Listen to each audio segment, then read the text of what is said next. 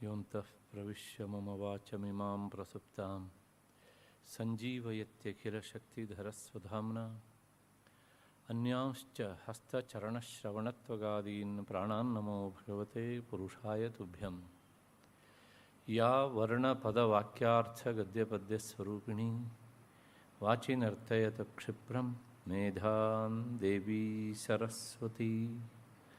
ಶ್ರುತಿಸ್ಮೃತಿಪುರಾಣಾನಾಂ ಆಲಯಂ ಕರುಣಾಲಯಂ ನಮಾಮಿ ಭಗವತ್ಪಾದಂ ಶಂಕರಂ ಲೋಕಶಂಕರಂ. ಸಿಂಧೂರಾರುಣವಿಗ್ರಹಾಂ ತ್ರಿನಯನಾಂ ಮಾಣಿಕ್ಯಮೌಲಿಸ್ಫುರತ್ ತಾರಾನಾಯಕಶೇಖರಾಂ ಸ್ಮಿತಮುಖೀಂ ಆಪೀನವಕ್ಷೋರುಹಾಂ ಪಾಣಿಭ್ಯಾಂ ಅಲಿಪೂರ್ಣರತ್ನಚಷಕಂ ರಕ್ತೋತ್ಪಲಂ ಬಿಭ್ರತೀಂ ಸೌಮ್ಯಾಂ ರತ್ನಘಟಸ್ಥರಕ್ತಚರಣಾಂ ಧ್ಯಾಯೇತ್ ಪರಾಮಂಬಿಕಾಂ. ದೃಶಾ ದ್ರಾಘೀಯಸ್ಯ ದರದಲಿತನೀಲೋತ್ಪಲರುಚ ದವೀಯಾಂಸಂ ದೀನಂ ಸ್ನಪಯ ಕೃಪಯಾ ಮಾಮಪಿ ಶಿವೆ.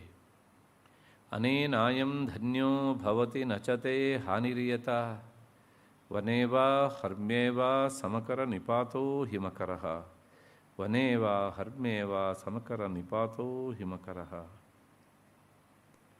ನನ್ನ ಎಲ್ಲ ಅಧ್ಯಾತ್ಮ ಬಂಧುಗಳೇ, ಹಿರಿಯರೇ ಹಾಗೂ ಈ ಸಹರಣಿಗೆ ದತ್ತಿ ನ್ಯಾಸಕರ್ತರಾಗಿ ಸಹಕರಿಸ್ತಾ ಇರುವಂತಹ 4 ಜನ ದತ್ತಿ ಪರಿವಾರದವರೇ ಹಾಗೂ ಇನ್ನುಳಿದಂತಹ ಎಲ್ಲ ಅಧ್ಯಾತ್ಮ ಪ್ರಾಯೋಜಕರೇ, ನನ್ನ ಮತ್ತು ನಿಮ್ಮೆಲ್ಲರ ಹೃನ್ಮಂದಿರವನ್ನು ಬೆಳಗ್ತಾ ಇರುವಂತಹ ಶ್ರೀಮಾತಾ ಎನ್ನುವಂತಹ ಅಖಂಡ ಚೈತನ್ಯ ಸ್ವರೂಪಿಣಿಗೆ ಅನಂತ ಪ್ರಣಾಮಗಳನ್ನು ಸಲ್ಲಿಸಿ ಈ ದಿನದ ಚಿಂತನೆಗೆ ಮುಂದಾಗ್ತಾ ಇದ್ದೇನೆ. ಮೊನ್ನೆ ದಿವಸ ನಾವು ಸೇರಿದಾಗ ಕೊನೆಯ ನಾಮವಾಗಿ ಮಂತ್ರಸಾರ ಎನ್ನುವಂಥ ನಾಮವನ್ನು, ಅಂದರೆ 846ನೇ ನಾಮವನ್ನು ಕುರಿತು ಚಿಂತನೆ ಮಾಡ್ತಾ ಇದ್ವಿ. ಅದರ ವಿವರಣೆಯನ್ನು ನೋಡಿದ್ದಾಗಿದೆ.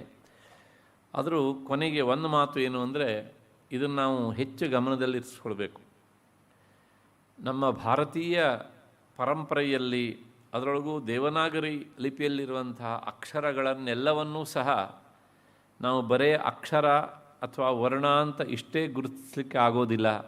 ಒಂದೊಂದು ಅಕ್ಷರವೂ ಸಹ ಅದು ಜಗನ್ಮಾತೆಯ ಮಂತ್ರರೂಪವಾದದ್ದು. ಹಾಗಾಗಿ ಪ್ರತಿಯೊಂದು ಅಕ್ಷರವೂ ಸಹ ಮಂತ್ರವಾದದ್ದರಿಂದ ಆ ಅಕಾರದಿಂದ ಕ್ಷಕಾರದವರೆಗೆ ಎಷ್ಟು ಅಕ್ಷರಗಳಿವೆಯೋ ಆ ಎಲ್ಲ ಅಕ್ಷರಗಳು ಮಂತ್ರಗಳಾದ್ದರಿಂದ ಆ ಎಲ್ಲ ಅಕ್ಷರರೂಪ ಮಂತ್ರದಲ್ಲಿ ಇರುವವಳಾದ್ದರಿಂದ ಜಗನ್ಮಾತೆ ಮಂತ್ರಸಾರ ಅಂತ ಕರೆಸ್ಕೊಂಡಿದ್ದಾಳೆ ಅಂತ. ಮತ್ತು ನಮ್ಮ ಈ ಮಂತ್ರಶಾಸ್ತ್ರದಲ್ಲಿ ಬಹಳಷ್ಟು ಮಂತ್ರಗಳಿವೆ. ಎಷ್ಟು ಮಂತ್ರಗಳಂದರೆ ಸುಮಾರು 7 ಕೋಟಿ ಮಂತ್ರಗಳಿವೆ ಅನ್ನೋದು ಒಂದು ಲೆಕ್ಕಾಚಾರ. ಹಾಗೆ ಲೆಕ್ಕಾಚಾರ ಹಾಕಿದಾಗ ಆ 7 ಕೋಟಿ ಮಹಾಮಂತ್ರಗಳ ರಾಶಿಯಲ್ಲಿ ಎಲ್ಲ ಮಂತ್ರಗಳ ಸಾರ ಅದು ಯಾವುದು ಅಂದರೆ ಪಂಚದಶಾಕ್ಷರಿ ಮಂತ್ರ, ಜಗನ್ಮಾತೆಯದೇ ಮಂತ್ರ. ಹಾಗಾಗಿ ಆ ಪಂಚದಶಾಕ್ಷರಿ ಮಂತ್ರ ಸ್ವರೂಪಳಾದ್ದರಿಂದಲೂ ಸಹ ಅವಳು ಮಂತ್ರಸಾರ ಅಂತ ಕರೆಸ್ಕೊಂಡಿದ್ದಾಳೆ ಅಂತ ಇಷ್ಟು ಚಿಂತನೆಯನ್ನು ಮೊನ್ನೆ ದಿವಸ ನಾವು ಮಾಡಿದ್ದನ್ನು ಪುನಃಸ್ಮರಣೆ ಮಾಡಿದ್ದೇನೆ. ಈಗ ಮುಂದಿನ ನಾಮ 847ನೇದು ತಲೋದರಿ ಅಂತ. ತಲೋದರಿ ಅಂದರೆ ಕೃಶವಾದ ನಡುವುಳ್ಳವಳು, ಕಟಿ ಅಂತ ಹೇಳ್ತೇವಲ್ಲ, ಅದು ತುಂಬ ಕೃಶವಾಗಿ ಇದೆ ಅಂತ. ಸಾಮಾನ್ಯವಾಗಿ ಈ ಲಕ್ಷಣಶಾಸ್ತ್ರದಲ್ಲಿ ಹೆಣ್ಣು ಮಕ್ಕಳನ್ನು ಕುರಿತು ಹೇಳುವಾಗ ತಲೋದರಿ ಅಂತ, ಅಂದರೆ ಅವಳ ಕಟಿ ತುಂಬ ಕೃಶವಾಗಿದೆ, ಹಾಗಿರಬೇಕು ಅನ್ನೋದು ಲಕ್ಷಣಶಾಸ್ತ್ರದ ಒಂದು ನಿಯಮ. ಇದ್ದರೆ ಉತ್ತಮ ಲಕ್ಷಣ ಸಂಪನ್ನೆ ಆಕೆ ಅಂತ ಅರ್ಥ. ಜಗನ್ಮಾತೆ ಅವಳು ಲೋಕೋತ್ತರವಾದ ಹೆಣ್ಣು ಮಗಳಾದ್ದರಿಂದ ಅವಳು ತಲೋದರಿ, ಅವಳ ಕಟಿ ಕೃಶವಾಗಿ ಇದೆ ಅನ್ನುವುದು ಅದರ ಮೇಲ್ನೋಟದ ಅರ್ಥ. ತಲ ಅನ್ನೋದಕ್ಕೆ ಅರ್ಥ ಏನು ಅಂತಂದರೆ, ಈ ಕೈ ಇದೆ ನೋಡಿ, ಇದು ತಲ ಅಂದರೆ ಅವಳ ಒಟ್ಟು ಕಟಿಯ ಗಾತ್ರ ಎಷ್ಟಿದೆ ಅಂದರೆ ಇಲ್ಲಿಂದ ಇಲ್ಲಿಗೆ ಎಷ್ಟೋ ಅಷ್ಟು ಅಂತ, ಅಷ್ಟು ಕೃಶವಾದ ನಡುವು ಅಂತ. ಹಾಗಾಗಿ ದೇವಿ ಕಟಿ ಅಷ್ಟು ಕೃಶವಾದದ್ದರಿಂದ ಅವಳು ತಲೋದರಿ ಅನ್ನೋದು ಅರ್ಥ. ಇದು ಒಂದರ್ಥ. ಇನ್ನೊಂದು ಅರ್ಥ ಉಂಟು. ಹಿಂದಿನ ನಾಮ ನೋಡಿ, ಮಂತ್ರಸಾರ ಅಂತಿತ್ತು. ಈ ನಾಮದ ಹಿಂದೆ ಅಂದರೆ ತಲೋದರಿ ಎನ್ನುವ ನಾಮದ ಹಿಂದೆ ಅಕಾರವನ್ನು ಸೇರಿಸಿದರೆ ಅತಲೋದರಿ ಅಂತಾಗುತ್ತೆ ಅಲ್ವಾ? ಹಿಂದಿನ ನಾಮಕ್ಕೂ ಆಗ ಈ ನಾಮಕ್ಕೂ ಸಂಧಿ ಮಾಡಿದರೆ ಮಂತ್ರಸಾರಾ ತಲೋದರಿ ಅಂತ ಸವರ್ಣ ದೀರ್ಘ ಸಂಧಿ ಆಗ್ತದೆ. ಸ್ವಲ್ಪ ಸಂಸ್ಕೃತದ ಗಂಧ ಇದ್ದರೆ ಗೊತ್ತಾಗುತ್ತೆ. ಆಗೇನಾಗುತ್ತೆ ಕೇಳಿದರೆ ಸ್ತೋತ್ರ ಹೇಳುವಾಗ ಮಂತ್ರಸಾರಾ ತಲೋದರಿ ದೀರ್ಘವಾಗಿ ಉಚ್ಚಾರಣೆ ಮಾಡಬೇಕಾಗತ್ತೆ. ಆಗ ಈ ನಾಮದ ಹೆಸರು ಅತಲೋದರಿ ಅಂತಾಗುತ್ತೆ. ಹಾಗಿದ್ರೆ ಅತಲೋದರಿ ಅಂದರೆ ಏನು ಅಂದರೆ, ನಮ್ಮಲ್ಲಿ ಅತಲ, ವಿತಲ, ತಲಾತಲ, ಮಹಾತಲ ಇತ್ಯಾದಿ ಒಟ್ಟು 7 ಲೋಕಗಳು ಮೇಲೆ ಇವೆ ಅಲ್ವಾ? ಹಾಗೆ ಮತ್ತೆ ಕೆಳಗೆ 7 ಲೋಕಗಳು, ಒಟ್ಟು 14 ಲೋಕಗಳಿವೆ. ಈ ಅತಲೋದರಿ ಅಂತ ಹೇಳಿದಾಗ ದೇವಿಯ ವಿರಾಟ್ ರೂಪವನ್ನು ನೋಡುವಾಗ ಅತಲ ಎನ್ನುವಂಥ ಲೋಕವೇ ಅವಳ ಕೃಟಿಯಂತೆ. ಅಂದರೆ ಕೆಳಗಡೆದು ಇಲ್ಲಿಂದ ಮೇಲೆ ಅತಳ, ವಿತಲ, ಸುತಲ, ತಲಾತಲ, ರಸಾತಲ, ಮಹಾತಲ, ಪಾತಾಳ ಹೀಗೆ ಹೋಗಬೇಕು. ಇಲ್ಲಿಂದ ಕೆಳಗೆ ಹೋದರೆ ಅತಲ, ವಿತಲ, ಸುತಲ, ತಲಾತಲ, ರಸಾತಲ, ಮಹಾತಲ, ಪಾತಾಳ. ಅತ್ಯಂತ ಕೆಳಗಿನದು ಪಾತಾಳ 7 ಲೋಕಗಳಲ್ಲಿ. ಮೇಲನೇದು ಯಾವುದು? ಅತಲ. ಅದರ ಮೇಲಿರುವಂತಹದ್ದು ಭೂಹು, ಅಂದರೆ ಭೂಲೋಕಕ್ಕೆ ಹೊಂದಿಕೊಂಡು ಕೆಳಗಿರುವಂತಹದ್ದು ಅತಲ. ಇಲ್ಲಿಂದ ಮೇಲಕ್ಕೆ 7: ಭೂಹು, ಭುವಃ, ಸುವಃ, ಮಹಃ, ಜನಃ, ತಪಃ, ಸತ್ಯಂ ಅಂತ. ಅಲ್ಲಿಗೆ ಕೆಳಗಿನಿಂದ 7, ಇಲ್ಲಿಂದ 7 ಅಂತ ಹೇಳಿದಾಗ ಆ ಕೆಳಗಿನಿಂದ 7ನೇ ಲೋಕ ಅತಲ ಆಯಿತು. ಜಗನ್ಮಾತೆ ಬ್ರಹ್ಮಾಂಡವನ್ನು ವ್ಯಾಪಿಸಿದಂಥ ವಿರಾಟ್ ರೂಪದಲ್ಲಿ ನಿಂತಾಗ ಆಗ ಅತಳ ಎನ್ನುವಂತಹದ್ದು ಅವಳ ಯಾವ ಎತ್ತರಕ್ಕೆ ಬರುತ್ತೆ ಅಂದರೆ ಕಟಿಯ ಪ್ರಮಾಣಕ್ಕೆ ಬರುತ್ತೆ ಸರಿಯಾಗಿ. ಹಾಗಾಗಿ ಆ ವಿರಾಟ್ ರೂಪವನ್ನು ತಾಳಿದಾಗ ಅತಲ ಎನ್ನುವ ಲೋಕವೇ ಅವಳ ಉದರ ಸ್ಥಾನೀಯವಾದದ್ದರಿಂದ ಅಥವಾ ಆಗುವುದರಿಂದ ಅವಳ ಹೆಸರು ಅತಲೋದರಿ ಅಂತ ಆಗಿದೆ ಅಂತ ಅಕಾರವನ್ನು ಸೇರಿಸಿದಾಗ ಆಗುವಂಥ ಅರ್ಥಕ್ಕೆ ವಿವರಣೆ. ಮತ್ತು ವೈದ್ಯನಾಥ ದೀಕ್ಷಿತರು ಹೇಳ್ತಾರೆ, ಅತಲೋದರಿ ಅನ್ನೋದಕ್ಕೆ ಅರ್ಥ ಈ ಭೂಮಿಯ ಮೇಲ್ಮೈ ಸಮತಟ್ಟಾಗಿರುತ್ತಲ್ಲ, ಭೂಪ್ರದೇಶ, ಬಯಲು ಪ್ರದೇಶ ಅಂತ ನಾವೇನು ಹೇಳ್ತೇವಲ್ಲ, ಹಾಗೆ ಸಮತಟ್ಟಾದಂತಹ ಕಟಿಪ್ರದೇಶ ಉಳ್ಳವಳು ಎನ್ನುವಂತಹದ್ದು ಅದರ ಅರ್ಥ. ಸಮತಟ್ಟವಾದ ಕಟಿಪ್ರದೇಶ ಉಳ್ಳವಳು ಅಂದರೆ ದಯವಿಟ್ಟು ಯಾರು ತಪ್ಪು ತಿಳ್ಕೊಳ್ಬೇಡಿ, ಅವಳು ತುಂದಿಲ ಅಂದರೆ ತುಂಬ ಈ ಕಟಿಪ್ರದೇಶ ಹೀಗೆ ಉಬ್ಬಿದವಳ ಅಲ್ಲ, ಸಮತಟ್ಟಾದಂಥ ಕಟಿಪ್ರದೇಶದವಳು ಎನ್ನುವಂಥದ್ದು ಆ ನಾಮದ ಅರ್ಥ ಅಂತ ಅವರು ವಿವರಣೆಯನ್ನು ಕೊಟ್ಟಿದ್ದಾರೆ. ಅಷ್ಟು ಹಿನ್ನೆಲೆಯಲ್ಲಿ ಈ ನಾಮದ ವಿವರಣೆ ಆಯಿತು ಅಂತ ಅಂದ್ಕೊಂಡು ಮತ್ತೆ ಮುಂದಿನ ನಾಮಕ್ಕೆ ಹೋಗೋಣ. ಮುಂದಿನ ನಾಮ ಉದಾರ ಕೀರ್ತಿ ಅಂತ. ಈ ನಾಮ ಬಹಳಷ್ಟು ವಿವರಣೆಯನ್ನು ಬಯಸ್ತದೆ. ನೋಡೋಣ ಒಂದಾದ ಮೇಲೆ ಒಂದು ಹೇಗೆ ಅಂತ. ಉದಾರವಾದ ಕೀರ್ತಿಯುಳ್ಳವಳು ಅನ್ನೋದು ಅದರ ಶಬ್ದಶಃ ಅರ್ಥ. ಹಾಗಿದ್ರೆ ಉದಾರ ಅಂದರೆ ಏನು? ನಮ್ಮಲ್ಲಿ ಕನ್ನಡದಲ್ಲಿ ಒಬ್ಬ ದಾನಿಯನ್ನು ನಾವು ಉದಾರಿಗಳು ಅಂತ ಕರಿತೇವೆ. ನಾವು 10ರಷ್ಟು ಕೇಳಿದರೆ 20ರಷ್ಟು ಕೊಟ್ಟರೆ ಅವರನ್ನು ಏನಂತ ಕರಿತೇವೆ? ತುಂಬ ಉದಾರಿಗಳು. ಅಥವಾ ಕೆಲವು ಸಲ ಕೇಳಿದಷ್ಟನ್ನು ಕೊಟ್ಟರೂ ಸಹ ಉದಾರಿಗಳು ಅಂತ ಹೇಳೋದುಂಟು ಈಗ ಅಂತ. ಅದರ ಆ ಅರ್ಥ ಅಲ್ಲ ಇಲ್ಲಿ. ಉದಾರ ಅನ್ನೋದಕ್ಕೆ ಅರ್ಥ ಮಹತ್ತರವಾದ ಕೀರ್ತಿ ಉಳ್ಳವಳು ಅಂತ ಅರ್ಥ. ಉದಾರ ಕೀರ್ತಿ ಅಂದರೆ ಅತ್ಯಂತ ದೊಡ್ಡದಾದ ಕೀರ್ತಿ ಉಳ್ಳವಳು ಅನ್ನೋದು ಅದರ ಶಬ್ದಶಃ ಅರ್ಥ. ಈ ನಾಮವನ್ನು ಹೀಗೆ ಬಿಡಿಸಿ ಹೇಳ್ಬೋದು. ಉದಾರ ಅನ್ನೋ ನಾಮವನ್ನು ಹೀಗೆ ಬಿಡಿಸ್ಬೋದು. ಉತ್ ಮತ್ತು ಅರ ಕೀರ್ತಿ ಅಂತ. ಇದೆಲ್ಲ ಸಾಧ್ಯ ಆಗೋದು ಸಂಸ್ಕೃತ ಭಾಷೆಯಲ್ಲಿ ಮಾತ್ರ. ಅದರ ಮೂಲ ಹೋಗಿ ನೋಡಬೇಕು ಅಂತ ಆದಾಗ ಪ್ರತಿಯೊಂದು ಶಬ್ದವನ್ನು ಬಿಡಿಸಿ ಬಿಡಿಸಿ ಹೇಳಿದಾಗ ಒಂದು ವಿಶೇಷವಾದ ಅರ್ಥ ಬರ್ತದೆ. ಹಾಗೆ ಈ ನಾಮವನ್ನು ಉತ್ ಮತ್ತು ಅರ ಹಾಗೂ ಕೀರ್ತಿ ಅಂತ 3 ಪದವಾಗಿ ವಿಂಗಡಿಸಿದಾಗ ಒಂದೊಂದು ಪದಕ್ಕೆ ಒಂದೊಂದು ಅರ್ಥ. ಉತ್ತಂದರೆ ಏನು ಅಂದರೆ ಉತ್ಕೃಷ್ಟವಾದ ಅಂತ ಒಂದು ಅರ್ಥ. ಅಥವಾ ಎಲ್ಲ ಕಡೆಗೂ ವ್ಯಾಪಿಸಿದ ಅಂತ ಅರ್ಥ. ಅಂದರೆ ಉತ್ಕೃಷ್ಟವಾದ ಅನ್ನುವಂಥ ಶಬ್ದದ ಸೂಕ್ಷ್ಮ ರೂಪವೇ ಉತ್. ಹಿಂದೆ ಗಾಯತ್ರಿ ಮಂತ್ರದ ಅರ್ಥವನ್ನು ಹೇಳಬೇಕಿದ್ರೆ ಅಭಿವೇಶ ಅಂತ ನಾನು ಇದನ್ನೆಲ್ಲ ಹೇಳಿದ್ದೇನೆ, ಅದು ನಮ್ಮ ಮನಸ್ಸಿಗೆ ತಂದುಕೊಳ್ಳಿ. ಹಾಗಾಗಿ ಉತ್ ಅನ್ನೋದಕ್ಕೆ ಅರ್ಥ ಉತ್ಕೃಷ್ಟ ಅಥವಾ ಎಲ್ಲ ಕಡೆಗೂ ಸಹ ವ್ಯಾಪಿಸಿದ್ದು ಅಂತ ಅರ್ಥ. ಅಲ್ಲಿ ಒಂದು ಶಬ್ದಕ್ಕೆ ಅರ್ಥ ಆಯಿತು. ಅರ ಅಂದರೆ ಏನು ಅಂದರೆ ಶೀಘ್ರ ಸಾಧ್ಯವಾದ, ಅಂದರೆ ಬೇಗನೆ ಆಗುವಂತಹದ್ದು ಅಂತ ಅರ್ಥ. ಬೇಗನೆ ಅಂತ ಅಷ್ಟು ಇಟ್ಕೊಳ್ಳಿ. ಕೀರ್ತಿ ಅಂದರೆ ಕೀರ್ತಿ ಅಂತ ಅಷ್ಟೇ ಅರ್ಥ. ಅಲ್ಲಿ ಏನು ಹೇಳುತ್ತೆ, ಯಾವ ದೇವಿಯ ಉಪಾಸನೆಯಿಂದ ಉಪಾಸಕರು ಬೇಗನೆ ಅಂದರೆ ಶೀಘ್ರವಾಗಿ ಕೀರ್ತಿಯನ್ನು ಪಡೆಯುತ್ತಾರೋ ಆ ದೇವಿ ಉದಾರ ಕೀರ್ತಿಯುಳ್ಳವಳು. ಭೌತಿಕ ಪ್ರಪಂಚದಲ್ಲಿ ಕೀರ್ತಿ ಬೇಕು ಅಂತಾದ್ರೂ ದೇವಿಯನ್ನೇ ನಾವು ಆರಾಧಿಸಬೇಕು ಎನ್ನುವಂತಹದ್ದು ಈ ವಿವರಣೆಯಿಂದ ಗೊತ್ತಾಗುತ್ತೆ. ಇದು ಒಂದು ಅರ್ಥ. ಮತ್ತು ಇದಕ್ಕೆ ಇನ್ನೊಂದು ಅರ್ಥ ಉಂಟು. ಏನು ಅಂದರೆ, ಈಗ ಇನ್ನೊಂದು ರೀತಿ ಪದಚ್ಛೇದ ಮಾಡಬೇಕು. ಮತ್ತೆ ಹೇಗೆ ಉತ್ ಇದರ ಸಂಕ್ಷೇಪ ರೂಪವೇ ಉಹು ಅಂತ. ಆವಾಗ ಉತ್ಕೃಷ್ಟ ಅನ್ನೋ ಸಂಕ್ಷೇಪ ರೂಪ ಉತ್ ಅಂತ ಹೇಳಿದೆ. ಈಗ ಉತ್ ಅನ್ನೋದರ ಸಂಕ್ಷೇಪ ರೂಪ ಉಹು. ಉಹು ಅಂತ ಇಟ್ಕೊಳ್ಳಿ. ಉಹು ಅಂದರೆ ಏನು ಅಂದರೆ ಸಂತತಿ, ಮಕ್ಕಳು ಅಂತ ಅರ್ಥ ಆಯಿತು. ಮತ್ತು ಅರ ಅಂದರೆ ದೇವತೆಗಳು ಅಂತ ಅರ್ಥ.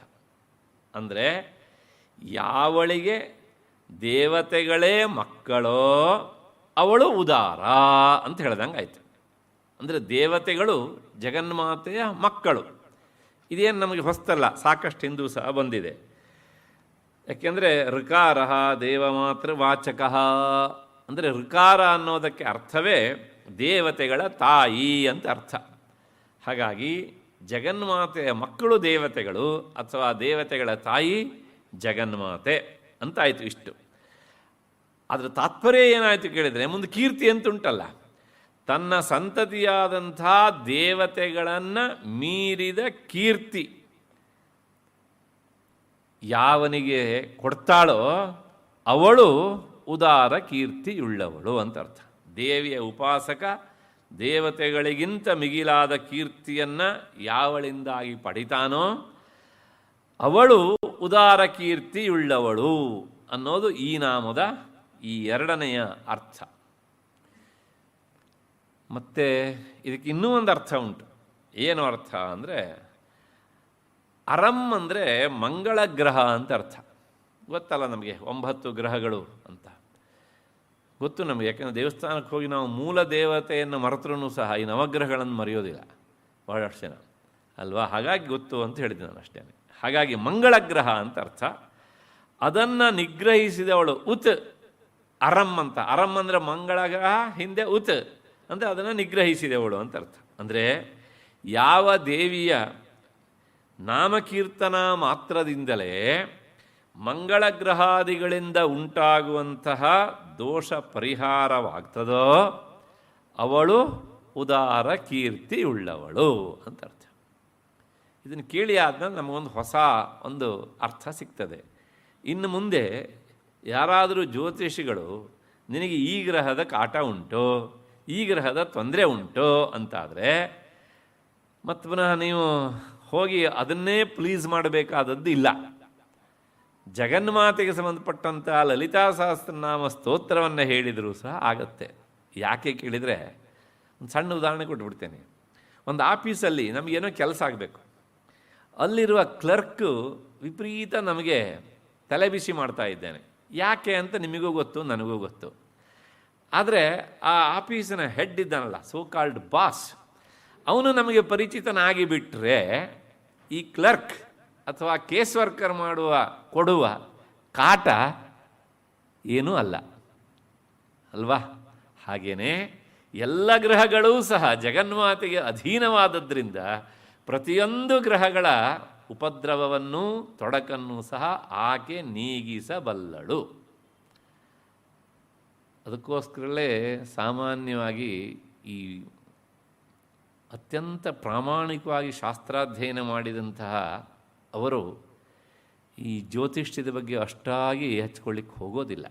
ಯಾಕೆ ಹೋಗೋದಿಲ್ಲ ಕೇಳಿದರೆ, ಪರಬ್ರಹ್ಮ ಉಪಾಸನೆಯಿಂದ ಅಥವಾ ಪರಬ್ರಹ್ಮ ಸ್ವರೂಪಿಣಿಯ ಉಪಾಸನೆಯಿಂದ ಎಲ್ಲ ಗ್ರಹಗಳೂ ಸಹ ಸತ್ಫಲವನ್ನು ಕೊಟ್ಟೇ ಕೊಡ್ತವೆ ಎನ್ನುವಂಥದ್ದು ಒಂದು ನಿಖರವಾದ ಅಭಿಪ್ರಾಯ. ಹಾಗೆ ಅವರ ನಂಬಿಕೆ ಅಷ್ಟು ಬಲವಾಗಿರೋದಾದ್ದರಿಂದ ಅವರು ಯಾವುದೇ ರೀತಿಯ ಈ ಗ್ರಹಾರಾಧನೆಗೆ ಹೋಗುವುದಿಲ್ಲ ಅಂತ. ಸಾಮಾನ್ಯ ಜನರು ಅದನ್ನು ಮಾಡ್ತಾರೆ ಅಷ್ಟೇ. ಅದು ಅವರವರಿಗೆ ಬಿಟ್ಟಂಥ ವಿಚಾರ. ಇನ್ನು 3 ಅರ್ಥ ಆಯಿತು. ಮುಂದಿನದು 4ನೇ ಅರ್ಥ ಏನು ಇದಕ್ಕೆ ಅಂದರೆ, ಆದಿತ್ಯ ಮಂಡಲಾಂತರ್ಗತವಾದಂತಹ ಸಗುಣ ಚೈತನ್ಯಕ್ಕೆ ಉತ್ ಅಂತ ಹೆಸರು. ಸೂರ್ಯನಲ್ಲಿ ಚೈತನ್ಯ ಉಂಟು ಅಂತ ಹೇಳೋದು ಒಂದು ರೀತಿಯ ಭಾಷೆಯ ವ್ಯವಹಾರ. ವಾಸ್ತವಿಕವಾಗಿ ಸೂರ್ಯನೇ ಚೈತನ್ಯದ ಉಂಡೆ ಅಲ್ವಾ? ಚೈತನ್ಯದ ಉಂಡೆ ಅಂದರೂ ಒಂದೇ, ಸೂರ್ಯ ಅಂತ ಹೇಳಿದ್ರು ಒಂದೇ. ಆದರೆ ಆ ಸೂರ್ಯನಲ್ಲಿ ನಾವು ಏನು ಚೈತನ್ಯವನ್ನು ಕಾಣ್ತೇವಲ್ಲ, ಅದರ ಹೆಸರು ಉತ್ ಅಂತ. ತಸ್ಯ ಉದಿತಿ ನಾಮ ಅಂತ ಶ್ರುತಿ ಹೇಳುತ್ತೆ. ಆ ಚೈತನ್ಯದ ಹೆಸರು ಏನಂದರೆ ಉದೀತಿ ಅಂತ. ಅರ ಅಂದರೆ ಆ ಚೈತನ್ಯ ರೂಪವೇ ದೇವತೆಯ ಆಯುಧ ಅಂತ ಅರ್ಥ. ಅಂದರೆ ದೇವಿಯ ಉಪಾಸಕನ ಕೀರ್ತಿಯು ಸೂರ್ಯಮಂಡಲಾಂತರ್ಗತವಾದಂತಹ ದೇವತೆಯ ಆಯುಧಕ್ಕಿಂತಲೂ ಹೆಚ್ಚು ಪ್ರಭಾವವುಳ್ಳದ್ದಾದ್ದರಿಂದ ಅವಳು ಉದಾರ ಕೀರ್ತಿಯುಳ್ಳವಳು ಅಂತ. ಉಪಾಸಕನ ಕೀರ್ತಿ ಸೂರ್ಯಮಂಡಲಾಂತರ್ಗತವಾದ ಚೈತನ್ಯಕ್ಕಿಂತಲೂ ಸಹ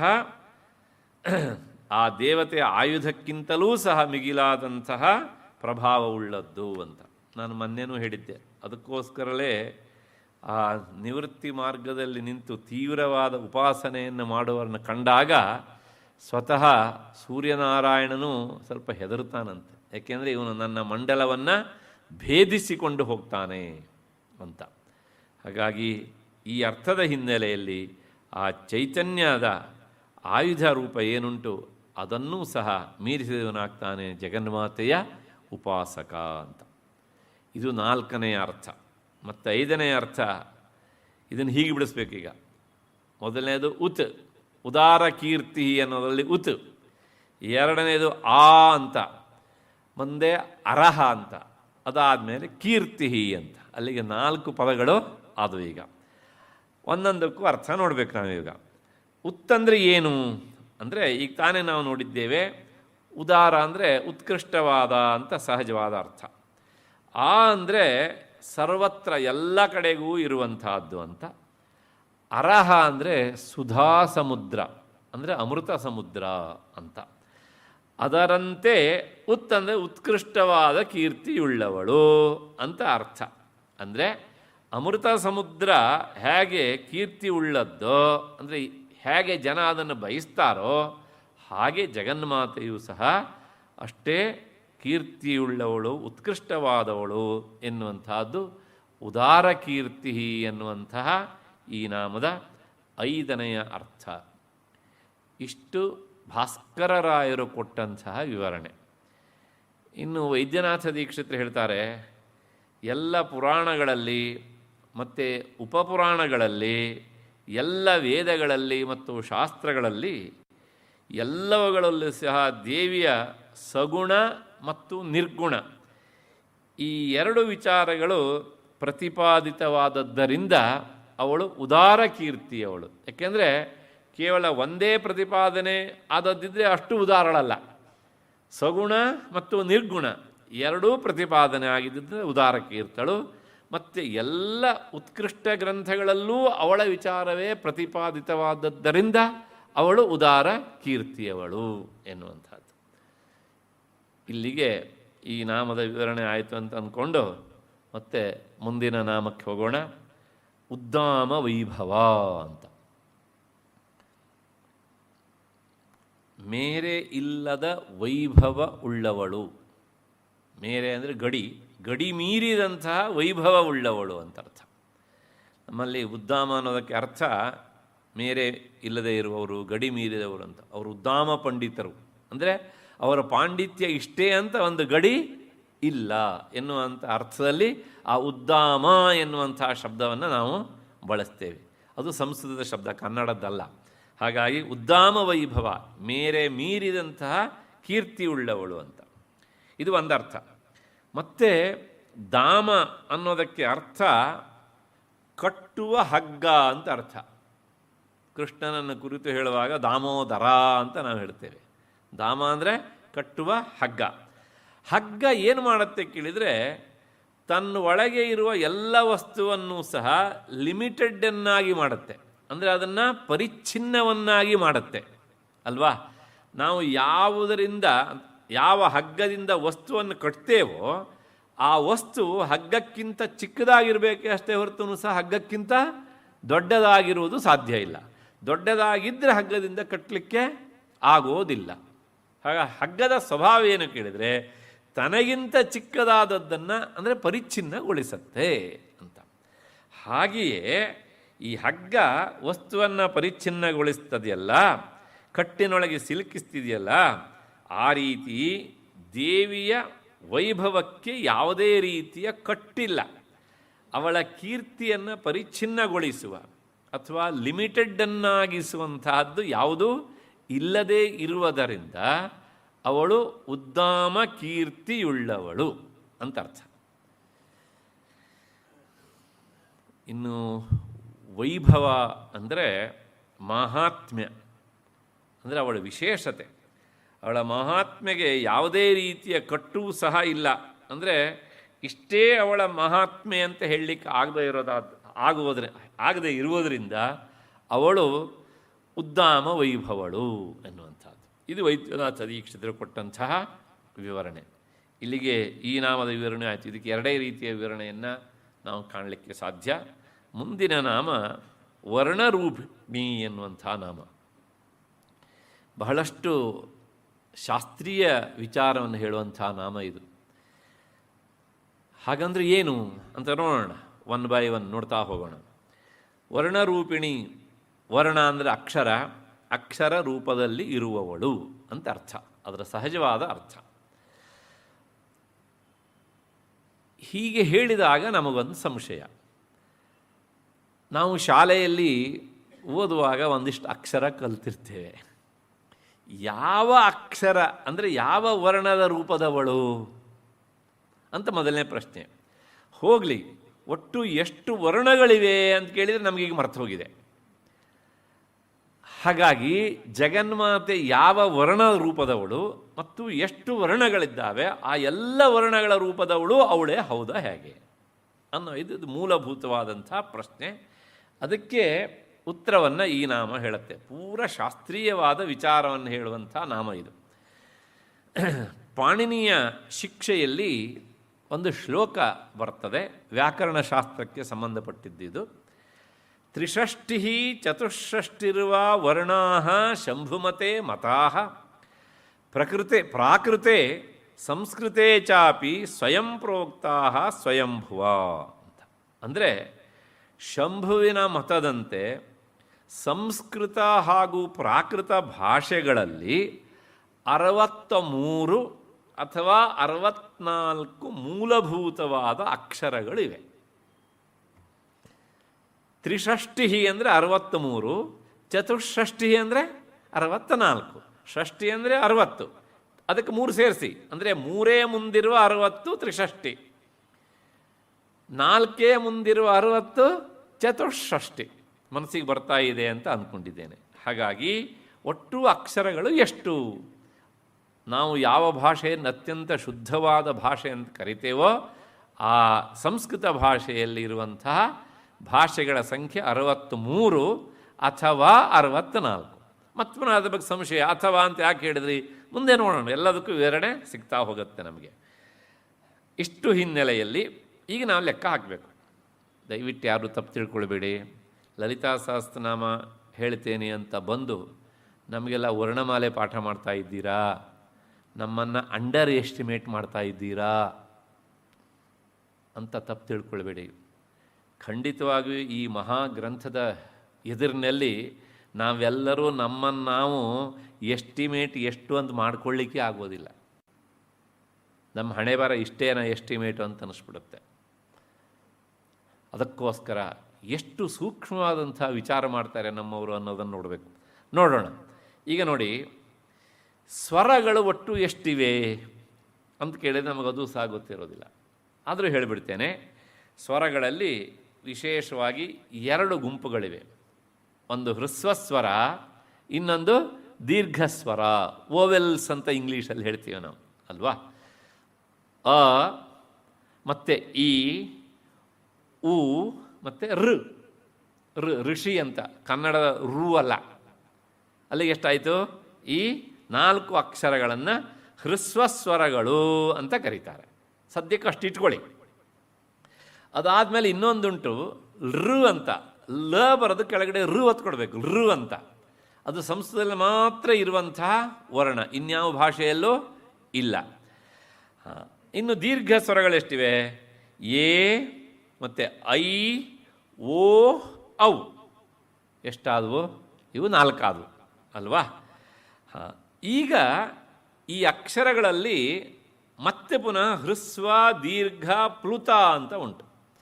ಈಗ ಉದಾಹರಣೆಗೆ ನೋಡಿ, ಅಕಾರಕ್ಕೆ ಹ್ರಸ್ವ ಉಂಟು, ಅದಾದಮೇಲೆ ಅಕಾರಕ್ಕೆ ದೀರ್ಘ ಉಂಟು. ಅದೇ ಏನಾಗುತ್ತೆ? ಆ ಅಂತ ಆಗುತ್ತೆ. ಅದಾದಮೇಲೆ ಅದಕ್ಕೆ ಪ್ಲುತ ಅಂತ ಉಂಟು. ಅಂದರೆ ಪ್ಲುತ ಅಂದರೆ 3 ಮಾತ್ರೆಯ ಅಕ್ಷರ. ಅದನ್ನು ಆ ಅಂತ ಬರೆದು ನೀವು 3 ಅಂತ ಬರಿಬೇಕು. ಅಂದರೆ 3 ಮಾತ್ರೆಯ ಅಕ್ಷರ ಅಂತ. ಅಂದರೆ ಅಕಾರಕ್ಕೆ ಹ್ರಸ್ವವೂ ಇದೆ, ದೀರ್ಘವೂ ಇದೆ, ಪ್ಲುತವೂ ಇದೆ. ಈ ಪ್ಲುತ ಅಂದರೆ ಏನು ಅಂತ ಒಂದು ಉದಾಹರಣೆ ಕೊಟ್ಬಿಡ್ತೇನೆ ನಿಮಗೆ. ನಿಮಗೆ ಯಾರೋ ಬಂದು ನಮಸ್ಕಾರ ಮಾಡ್ತಾರೆ, ಹಿರಿಯರು ಅಂತ. ಆಗ ನೀವು ಅವರಿಗೆ ಆಶೀರ್ವಾದ ಮಾಡಬೇಕಲ್ಲ. ನಮಗೆ ಏನು ಆಶೀರ್ವಾದ ಮಾಡಬೇಕು ಅಂತ ಗೊತ್ತೂ ಆಗೋದಿಲ್ಲ. ಆದರೂ ಒಂದು ಏನೋ ಹೇಳ್ತೇವೆ ನಾವು ಬಾಯಿಗೆ. ಉದಾಹರಣೆಗೆ ಒಬ್ಬ ಬಂದು ವಿದ್ಯಾರ್ಥಿ ಹೇಳ್ತಾನೆ. ಆಗ ನಾವು ಹೇಳ್ತೇವೆ, ಅವನ ಹೆಸರು ಹೇಳ್ತೇವೆ, ದೀರ್ಘಾಯುಷ್ಮಾನ್ ಭವ. ಅವನ ಹೆಸರೇನೋ ಉಂಟು, ಆಶುತೋಷ ಅಂತ ಇಟ್ಕೊಬೋಣ. ಆಶುತೋಷ ಶರ್ಮನ್. ಆ ಕೊನೆಯದನ್ನು ಇಷ್ಟು ಎಳೆದು ಹೇಳಬೇಕು. ಹೀಗೆ ಹೇಳಲಿಕ್ಕೆ ಬಂದರೆ ಅವನಿಗೆ ಸರಿಯಾಗಿ ಆಶೀರ್ವಾದ ಮಾಡೋದಕ್ಕೆ ಗೊತ್ತು ಅಂತ ಅರ್ಥ. ಅವನೇನಾರು ಆ ಹುಡುಗನಿಗೆ ಗೊತ್ತಿದ್ದು, ತಾತ ನಮಸ್ಕಾರ ಮಾಡಿದೆ, ನಿಮಗೆ ಸರಿಯಾಗಿ ಹೇಳಿಲ್ವಲ್ಲ ಅಂದ್ಬಿಟ್ರೆ ಅಷ್ಟೇನೆ. ಅಂದರೆ ಎಲ್ಲೆಲ್ಲಿ ನಾವು ಆಶೀರ್ವಾದ ಮಾಡ್ತೇವೋ ಅಲ್ಲಿವಾಗ ಈ ಪ್ಲುತ ಅಕ್ಷರಗಳನ್ನು ಬಳಸಬೇಕು. ಹಾಗೆ ನಿಯಮ. ಅಲ್ಲಿಗೆ ಏನಾಯಿತು? ನೀವು ಒಂದು ಅಕಾರ ಅಂತ ಹೇಳ್ಕೊಂಡ್ರೆ ಅದಕ್ಕೆ ಹ್ರಸ್ವ ಇದೆ, ದೀರ್ಘ ಇದೆ, ಪ್ಲುತ ಇದೆ. ಹಾಗೇನೆ ಇಕಾರಕ್ಕೂ ಹ್ರಸ್ವ ಇದೆ, ದೀರ್ಘ ಇದೆ, ಪ್ಲುತ ಇದೆ. ಒಂದೊಂದು ಅಕ್ಷರ 3 ಮಾಡ್ಕೊಳ್ಳಿ ಇವಾಗ. ಅಂದರೆ ನಾನು 4 ಹೇಳಿದ್ದೆ ಆವಾಗ. 4 ಗುಣಿಸು 3 ಎಷ್ಟಾಯಿತು? 4 3 12 ಆಯಿತು. ಎಲ್ಲಿವರೆಗೆ? ಅ, ಈ, ಉ ಮತ್ತು ಋ. ಇದಿಷ್ಟೇ ಎಷ್ಟಾಯಿತು? 4 ಗುಣಿಸು 3 ಮಾಡಿದರೆ 12 ಆಯಿತು. ಮನಸ್ಸಿಗೆ ಇಟ್ಕೊಳ್ಳಿ. ಅದಾದಮೇಲೆ ಋಕಾರ ಉಂಟಲ್ಲ, ಈ ಋಕಾರಕ್ಕೆ ಹ್ರಸ್ವ ಉಂಟು, ದೀರ್ಘ ಇಲ್ಲ, ಪ್ಲುತ ಉಂಟು. ಅಂದರೆ ಋ ಅಂತ ಹೀಗೆ ಉಚ್ಚಾರ ಮಾಡಬೇಕು. ಅಲ್ಲಿಗೆ ಎಷ್ಟಾಯಿತು? ಇದು 2 ಆಯಿತು. ಅಲ್ಲಿಗೆ 12 2 14 ಆಯಿತು. ಇನ್ನು ದೀರ್ಘ ಅಂತ ನಾನು ಹೇಳಿದ್ನಲ್ಲ, ಎ, ಐ, ಓ, ಔ. ಇದೆಲ್ಲದಕ್ಕೂ ಸಹ ದೀರ್ಘ ಉಂಟು ಮತ್ತು ಪ್ಲುತ ಉಂಟು, ಹ್ರಸ್ವ ಇಲ್ಲ. ಆವಾಗ ಎಷ್ಟಾಯಿತು? 4 ಗುಣಿಸು 2 ಎಷ್ಟಾಯಿತು? 8 ಆಯಿತು. ಮೊದಲು 14 8 ಎಷ್ಟಾಯಿತು? 22 ಆಯಿತು. ಅಲ್ಲಿಗೆ ಸಂಸ್ಕೃತ ಭಾಷೆಯ ಪ್ರಕಾರ ಸ್ವರಗಳ ಸಂಖ್ಯೆಯೇ 22 ಆಯಿತು. ಬರೇ ಸ್ವರಗಳು, ಓವೆಲ್ಸ್ ಅಂತ ನಾವು ಏನು ಹೇಳ್ತೇವಲ್ಲ, ಇವು 22. ಇನ್ನು ಅಯೋಗವಾಹಗಳು ಅಂತ 2 ಇವೆ, ಅಂ ಮತ್ತು ಅಹ. ಅದು ಸ್ವರಗಳಿಗೂ ಸೇರೋದಿಲ್ಲ ಮತ್ತು ವ್ಯಂಜನಗಳಿಗೂ ಸೇರೋದಿಲ್ಲ. ಹಾಗಾಗಿ ಅವು 2, ಅಂ ಹಾಗೂ ಅಹ. ಅದನ್ನು ಯಾವಾಗಲೂ ಸಾಮಾನ್ಯವಾಗಿ ನಾವು ಆ ಅನುಸ್ವಾರ ಮತ್ತು ವಿಸರ್ಗ ಅಂತ ಹೇಳ್ತೇವಲ್ಲ, ಅದು ಹೀಗೊಂದು 0 ಹಾಕ್ತೇವೆ. ಅಷ್ಟೇ ಬರೋದು ಉಚ್ಚಾರ ಮಾಡಲಿಕ್ಕೆ ಆಗೋದಿಲ್ಲ ಅದನ್ನು. ಅದಕ್ಕೋಸ್ಕರ ಅದರ ಹಿಂದೆ ಒಂದು ಸ್ವರವನ್ನು ಸೇರಿಸಬೇಕು. ಅ ಇದ್ದರೆ ಅಮ್, ಈ ಇದ್ದರೆ ಇಮ್, ಉ ಇದ್ದರೆ ಉಮ್. ಸ್ವರ ಇದ್ದಾಗ ಮಾತ್ರ ಅದನ್ನು ಉಚ್ಚಾರ ಮಾಡಲಿಕ್ಕಾಗ್ತದೆ. ಹಾಗೆ ವಿಸರ್ಗ, ಡಬಲ್ ಡಾಟ್ಸ್. ಆ ವಿಸರ್ಗದ ಹಿಂದೆ ಅ ಇದ್ದರೆ ಅಹ, ಅದರ ಹಿಂದೆ ಈ ಇದ್ದರೆ ಇಹಿ ಅಲ್ವಾ. ಅಥವಾ ಈ ಸ್ವರದ ಮುಂದೆ ವಿಸರ್ಗವನ್ನು ಹಾಕಿಯೇ ನಾವು ಉಚ್ಚಾರ ಮಾಡ್ತೇವೆ. ಅಂದರೆ ಬರೇ ವಿಸರ್ಗವನ್ನು ಉಚ್ಚಾರ ಮಾಡಲಿಕ್ಕೆ ಆಗುವುದಿಲ್ಲ. ನೋಡಿ ಎಷ್ಟು ಸೂಕ್ಷ್ಮವಾಗಿ ಗಮನಿಸಿದ್ದಾರೆ ಅಂತ. ಅಲ್ಲಿಗೆ ಅನುಸ್ವಾರ ಮತ್ತು ವಿಸರ್ಗ ಇವುಗಳಿಗೆ ಹ್ರಸ್ವವೂ ಇಲ್ಲ, ದೀರ್ಘವೂ ಇಲ್ಲ, ಪ್ಲುತವೂ ಇಲ್ಲ, ಹಾಗೆ ಆ್ಯಸ್ ಇಟ್ ಈಸ್ ತಗೊಬಿಡೋದು. ಅಲ್ಲಿಗೆ ಎಷ್ಟಾಯಿತು? 4 ಆಯಿತು, ಸಾರಿ 2 ಆಯಿತು ಅಲ್ವಾ? ಹಾಗೆ ಇಟ್ಕೊಂಡಿರಿ. ಅದಾದಮೇಲೆ ಇನ್ನೆರಡು ಅಕ್ಷರಗಳಿವೆ. ಬಹಳಷ್ಟು ಜನರಿಗೆ ಇವು ಪರಿಚಯನೇ ಇರೋದಿಲ್ಲ, ಅದನ್ನು ನಾವು ಅದನ್ನು ಹೇಳ್ತಾ ಇರ್ತೇವೆ. ಒಂದು ಜಿಹ್ವಾಮೂಲೀಯ, ಉಪಧ್ಮಾನೀಯ ಅಂತ. ಹಾಗಂದ್ರೆ ಏನು ಅಂದರೆ ನೋಡಿ, ಕಕಾರದ ಹಿಂದೆ ವಿಸರ್ಗ ಬಂದರೆ ಅದನ್ನು ಜಿಹ್ವಾಮೂಲೀಯ ಅಂತ ಕರಿಬೇಕು. ಉದಾಹರಣೆಗೆ ಕಹ ಅಂತ ಇದೆ, ಕಹ, ಕ ಪಕ್ಕದಲ್ಲಿ ವಿಸರ್ಗ ಇದೆ, ಅದರ ಮುಂದೆ ಮತ್ತೆ ಪುನಃ ಕಕಾರ ಇದೆ. ಉದಾಹರಣೆಗೆ ಕಹ ಕರೋತಿ, ಕಹ್ ಕರೋತಿ ಅಂತ. ಆ ಕಹ್ ಅಂತ ಹೇಳ್ತೇವಲ್ಲ, ಅದು ವಿಸರ್ಗ ಅಲ್ಲ, ಅರ್ಧ ವಿಸರ್ಗ, ಅದು ಜಿಹ್ವಾಮೂಲೀಯ. ಅಂದರೆ ಕಕಾರದ ಹಿಂದೆ ಅರ್ಧ ವಿಸರ್ಗ ಮಾಡುವಂತಹದ್ದು ಜಿಹ್ವಾಮೂಲೀಯ ಅಂತ ಕರೆಸ್ಕೊಳ್ಳುತ್ತೆ. ಇದು ಒಂದು ಅಕ್ಷರ. ಹಾಗೆ ಪಕಾರದ ಹಿಂದೆ ಅರ್ಧ ವಿಸರ್ಗ ಬಂದರೆ ಅದಕ್ಕೆ ಉಪಧ್ಮಾನೀಯ ಅಂತ. ಉದಾಹರಣೆಗೆ ವೃಕ್ಷ ಅಂತ ಉಂಟು, ವಿಸರ್ಗ ಉಂಟಲ್ವ ವೃಕ್ಷ ಅನ್ನುವಲ್ಲಿ, ಮುಂದುಗಡೆಗೆ ಫಲತಿ ಫಕಾರ ಉಂಟು, ಹಾಗೇನಾಯಿತು? ವೃಕ್ಷ ಫಲತಿ ಹೀಗೆ ಹೇಳ್ತೇವಲ್ಲ, ಇದು ಉಪಧ್ಮಾನೀಯ ಅಂತ. ಆಗ ಇದು ಎಷ್ಟಾಯಿತು? 2 ಆಯಿತು. ಬೇಕಾದ್ರೆ ಇದು ಎರಡನ್ನ ಮತ್ತು ಅನುಸ್ವಾರ ವಿಸರ್ಗ ಎರಡನ್ನು ಸೇರಿಸಿ ಹೀಗೂ ಹೇಳ್ಬೋದು, ಅಯೋಗವಾಹಗಳು ಅಂತ. ಇರಲಿ, ಅಲ್ಲಿಗೆ 22 + 2 ಮತ್ತೆ +2 ಎಷ್ಟಾಯಿತು? 26 ಆಯಿತು. ಇಷ್ಟಿಟ್ಕೊಂಡಿರಿ. ಈಗ ಮತ್ತೆ ಮುಂದೆ ವರ್ಗೀಯ ವ್ಯಂಜನಗಳು ಅಂತ, ಕಾನ್ಸೋನೆಂಟ್ಸ್ ಅಂತ ನಾವು ಏನು ಹೇಳ್ತೇವೆ, ಅದರ 2 ಗುಂಪುಂಟು ಅಲ್ವಾ? ಒಂದು ಕವರ್ಗ, ಕ ಖ ಗ ಘ ङ ಚ ಛ ಜ ಝ ಞ ಟ ಠ ಡ ಢ ಣ ತ ತ ದ ಧ ನ ಪ ಪ ಭ. ಎಷ್ಟಾಯಿತು? 25 ಆಯಿತು. ಹಾಗೆ ಇಟ್ಕೊಂಡು ಲೆಕ್ಕ ಹಾಕೊಳ್ಳಿ, ಪ್ಲಸ್ ಹಾಕೊಳ್ತಾ ಹೋಗಿ. 25 ಆಯಿತು. ಅದಾದಮೇಲೆ ಯ ರ ಲ ವ ಶ ಷ ಸ ಹ ಎಷ್ಟಾಯಿತು? 8 ಆಯಿತು. ಹೌದು ತಾನೆ? ಯಾದ್ಯಷ್ಟ 26 ಕೂಡಿಸು 25 ಕೂಡಿಸು 8 ಆಯಿತು. ಆಯಿತು. ಅದಾದ ಮೇಲೆ ಎಷ್ಟಾಯಿತು? ಅಷ್ಟು ಹಾಗೆ ಗಟ್ಟಿಯಾಗಿ ಇಟ್ಕೊಂಡಿರಿ. ಇನ್ನು 4 ಹೊಸ ಅಕ್ಷರಗಳಿವೆ. ಹೊಸ ಅಕ್ಷರ ಅಂದರೆ ನೋಡಿ, ವರ್ಗದ ಕೊನೆಯ ಅಕ್ಷರ ಅನುನಾಸಿಕ ಅಕ್ಷರಗಳು. ಕವರ್ಗದ ಕೊನೆಯ ಅಕ್ಷರ ङ ಅಲ್ವಾ? ಚವರ್ಗದ ಕೊನೆಯ ಅಕ್ಷರ ಞ, ತವರ್ಗದ ಕೊನೆಯ ಅಕ್ಷರ ನ, ಪವರ್ಗದ ಕೊನೆಯ ಅಕ್ಷರ ಮ. ಇದನ್ನು ಒಟ್ಟು ಸೇರಿಸಿ ङ ಞ ಣ ನ ಮ. ಮೂಗಿನ ಸಹಾಯ ಬೇಕಾಗುತ್ತೆ, ಹಾಗೆ ಹೇಳಬೇಕು. ಈ ವರ್ಗದ ಕೊನೆಯ ಅಕ್ಷರ ಮುಂದಿದ್ದಾಗ ಅದರ ಹಿಂದ್ಗಡೆ ಇರುವಂತಹ ಆ ವರ್ಗದ ಅಕ್ಷರ ಡಬಲ್ ಆಗತ್ತೆ. ಅದು ಭಾಷೆಯ ನಿಯಮ. ಈ ಉದಾಹರಣೆಗೆ ನಾವು ಕನ್ನಡದಲ್ಲಿ ಬರಿತೇವೆ, ಗೊತ್ತೇ ಆಗೋದಿಲ್ಲ ನಮಗೆ. ಅಗ್ನಿಹಿ ಅಂತ ಬರಿಬೇಕಲ್ವಾ? ನಾವೇನು ಮಾಡ್ತೇವೆ? ಬರೆದು ಬಿಡ್ತೇವೆ, ಗೀ ಬರೆದು ಕೆಳಗಡೆಗೆ ನೀ ಒತ್ತು ಕೊಟ್ಬಿಡ್ತೇವೆ, ಆಮೇಲೆ ವಿಸರ್ಗ ಹಾಕ್ತೇವೆ. ಹೌದು ತಾನೇ? ಆದರೆ ಅದನ್ನು ಹೇಗೆ ಬರಿಬೇಕು ಕೇಳಿದರೆ, ಅಗ್ನಿ ನೋಡಿ, ಕೊನೆಗೆ ಏನುಂಟು? ನಕಾರ ಅನುನಾಸಿಕ ಉಂಟು, ಅದರ ಹಿಂದ್ಗಡೆಗೆ ಏನುಂಟು? ವರ್ಗೀಯ ವ್ಯಂಜನದ ಗಕಾರ ಉಂಟು. ಅದು 2 ಆಗತ್ತೆ. ಆ 2ನೇದು ಉಂಟಲ್ಲ, ಅದಕ್ಕೆ ಏನಂತ ಹೆಸರು? ಯಮವರ್ಣ ಅಂತ ಹೆಸರು. ಇಂಥದ್ದು ಪ್ರತಿಯೊಂದು ವರ್ಗದಲ್ಲೂ ಉಂಟು, ಆದರೆ ಅಂಥದ್ದು ವಿಶೇಷವಾಗಿ 4. ಎಲ್ಲ ವರ್ಗಗಳ ಪ್ರತಿನಿಧಿಯಾಗಿ 4 ಇಟ್ಕೊಳ್ಳೋಣ ಅಂತ. ಉದಾಹರಣೆಗೆ ನೋಡಿ, ನಿಮಗೆ ಕೊಟ್ಬಿಡ್ತೇನೆ, ಅಗ್ನಿಹಿ ಅಂತ. ಆಗ ಅಲ್ಲಿ ಗಕಾರ 2 ಆಯಿತು. ಜಘ್ನುಹು ಇದೆಲ್ಲ ವೇದದಲ್ಲಿ ಪ್ರಯೋಗ ಆಗುತ್ತೆ, ಕನ್ನಡದಲ್ಲಿ ಬರೋದಿಲ್ಲ. ಯಾಕೆ ಬರೋದಂದರೆ ಕನ್ನಡದಲ್ಲಿ ವೈದಿಕ ಶಬ್ದಗಳು ಇಲ್ಲ, ಅದು ಸಂಸ್ಕೃತದಲ್ಲಿ ಇದೆ. ಆದ್ದರಿಂದ ಸಂಸ್ಕೃತ ಭಾಷೆಗೆ ಈ ಎಲ್ಲ ವ್ಯಾಕರಣದ ನಿಯಮ ಅನಿವಾರ್ಯ. ಅಲ್ಲಿಗೆ ಆವಾಗ ಎಷ್ಟು ನೀವು ಕೂಡಿಸ್ಕೊಂಡಿದ್ರಲ್ಲ, ಸಂಖ್ಯೆ ಬಂದಿತ್ತಲ್ಲ ಮೊತ್ತ, ಅದಕ್ಕೆ 4 ಸೇರಿಸಿ ಎಷ್ಟಾಯಿತು? 63 ಆಯಿತಾ? ಇನ್ನು ಕೊನೆಯದು ಒಂದುಂಟು, ಳಕಾರ. ಆ ಳಕಾರ ಅನ್ನೋದುಂಟಲ್ಲ, ಅದನ್ನು ನೀವು ಳಕಾರ ಅಂತ ಉಚ್ಚಾರ ಮಾಡಿದರೆ 1 ಸೇರಿಸ್ಕೊಳ್ಳಿ, ಆಗ 64 ಆಯಿತು. ಚತುಷ್ಷಷ್ಠಿ 64.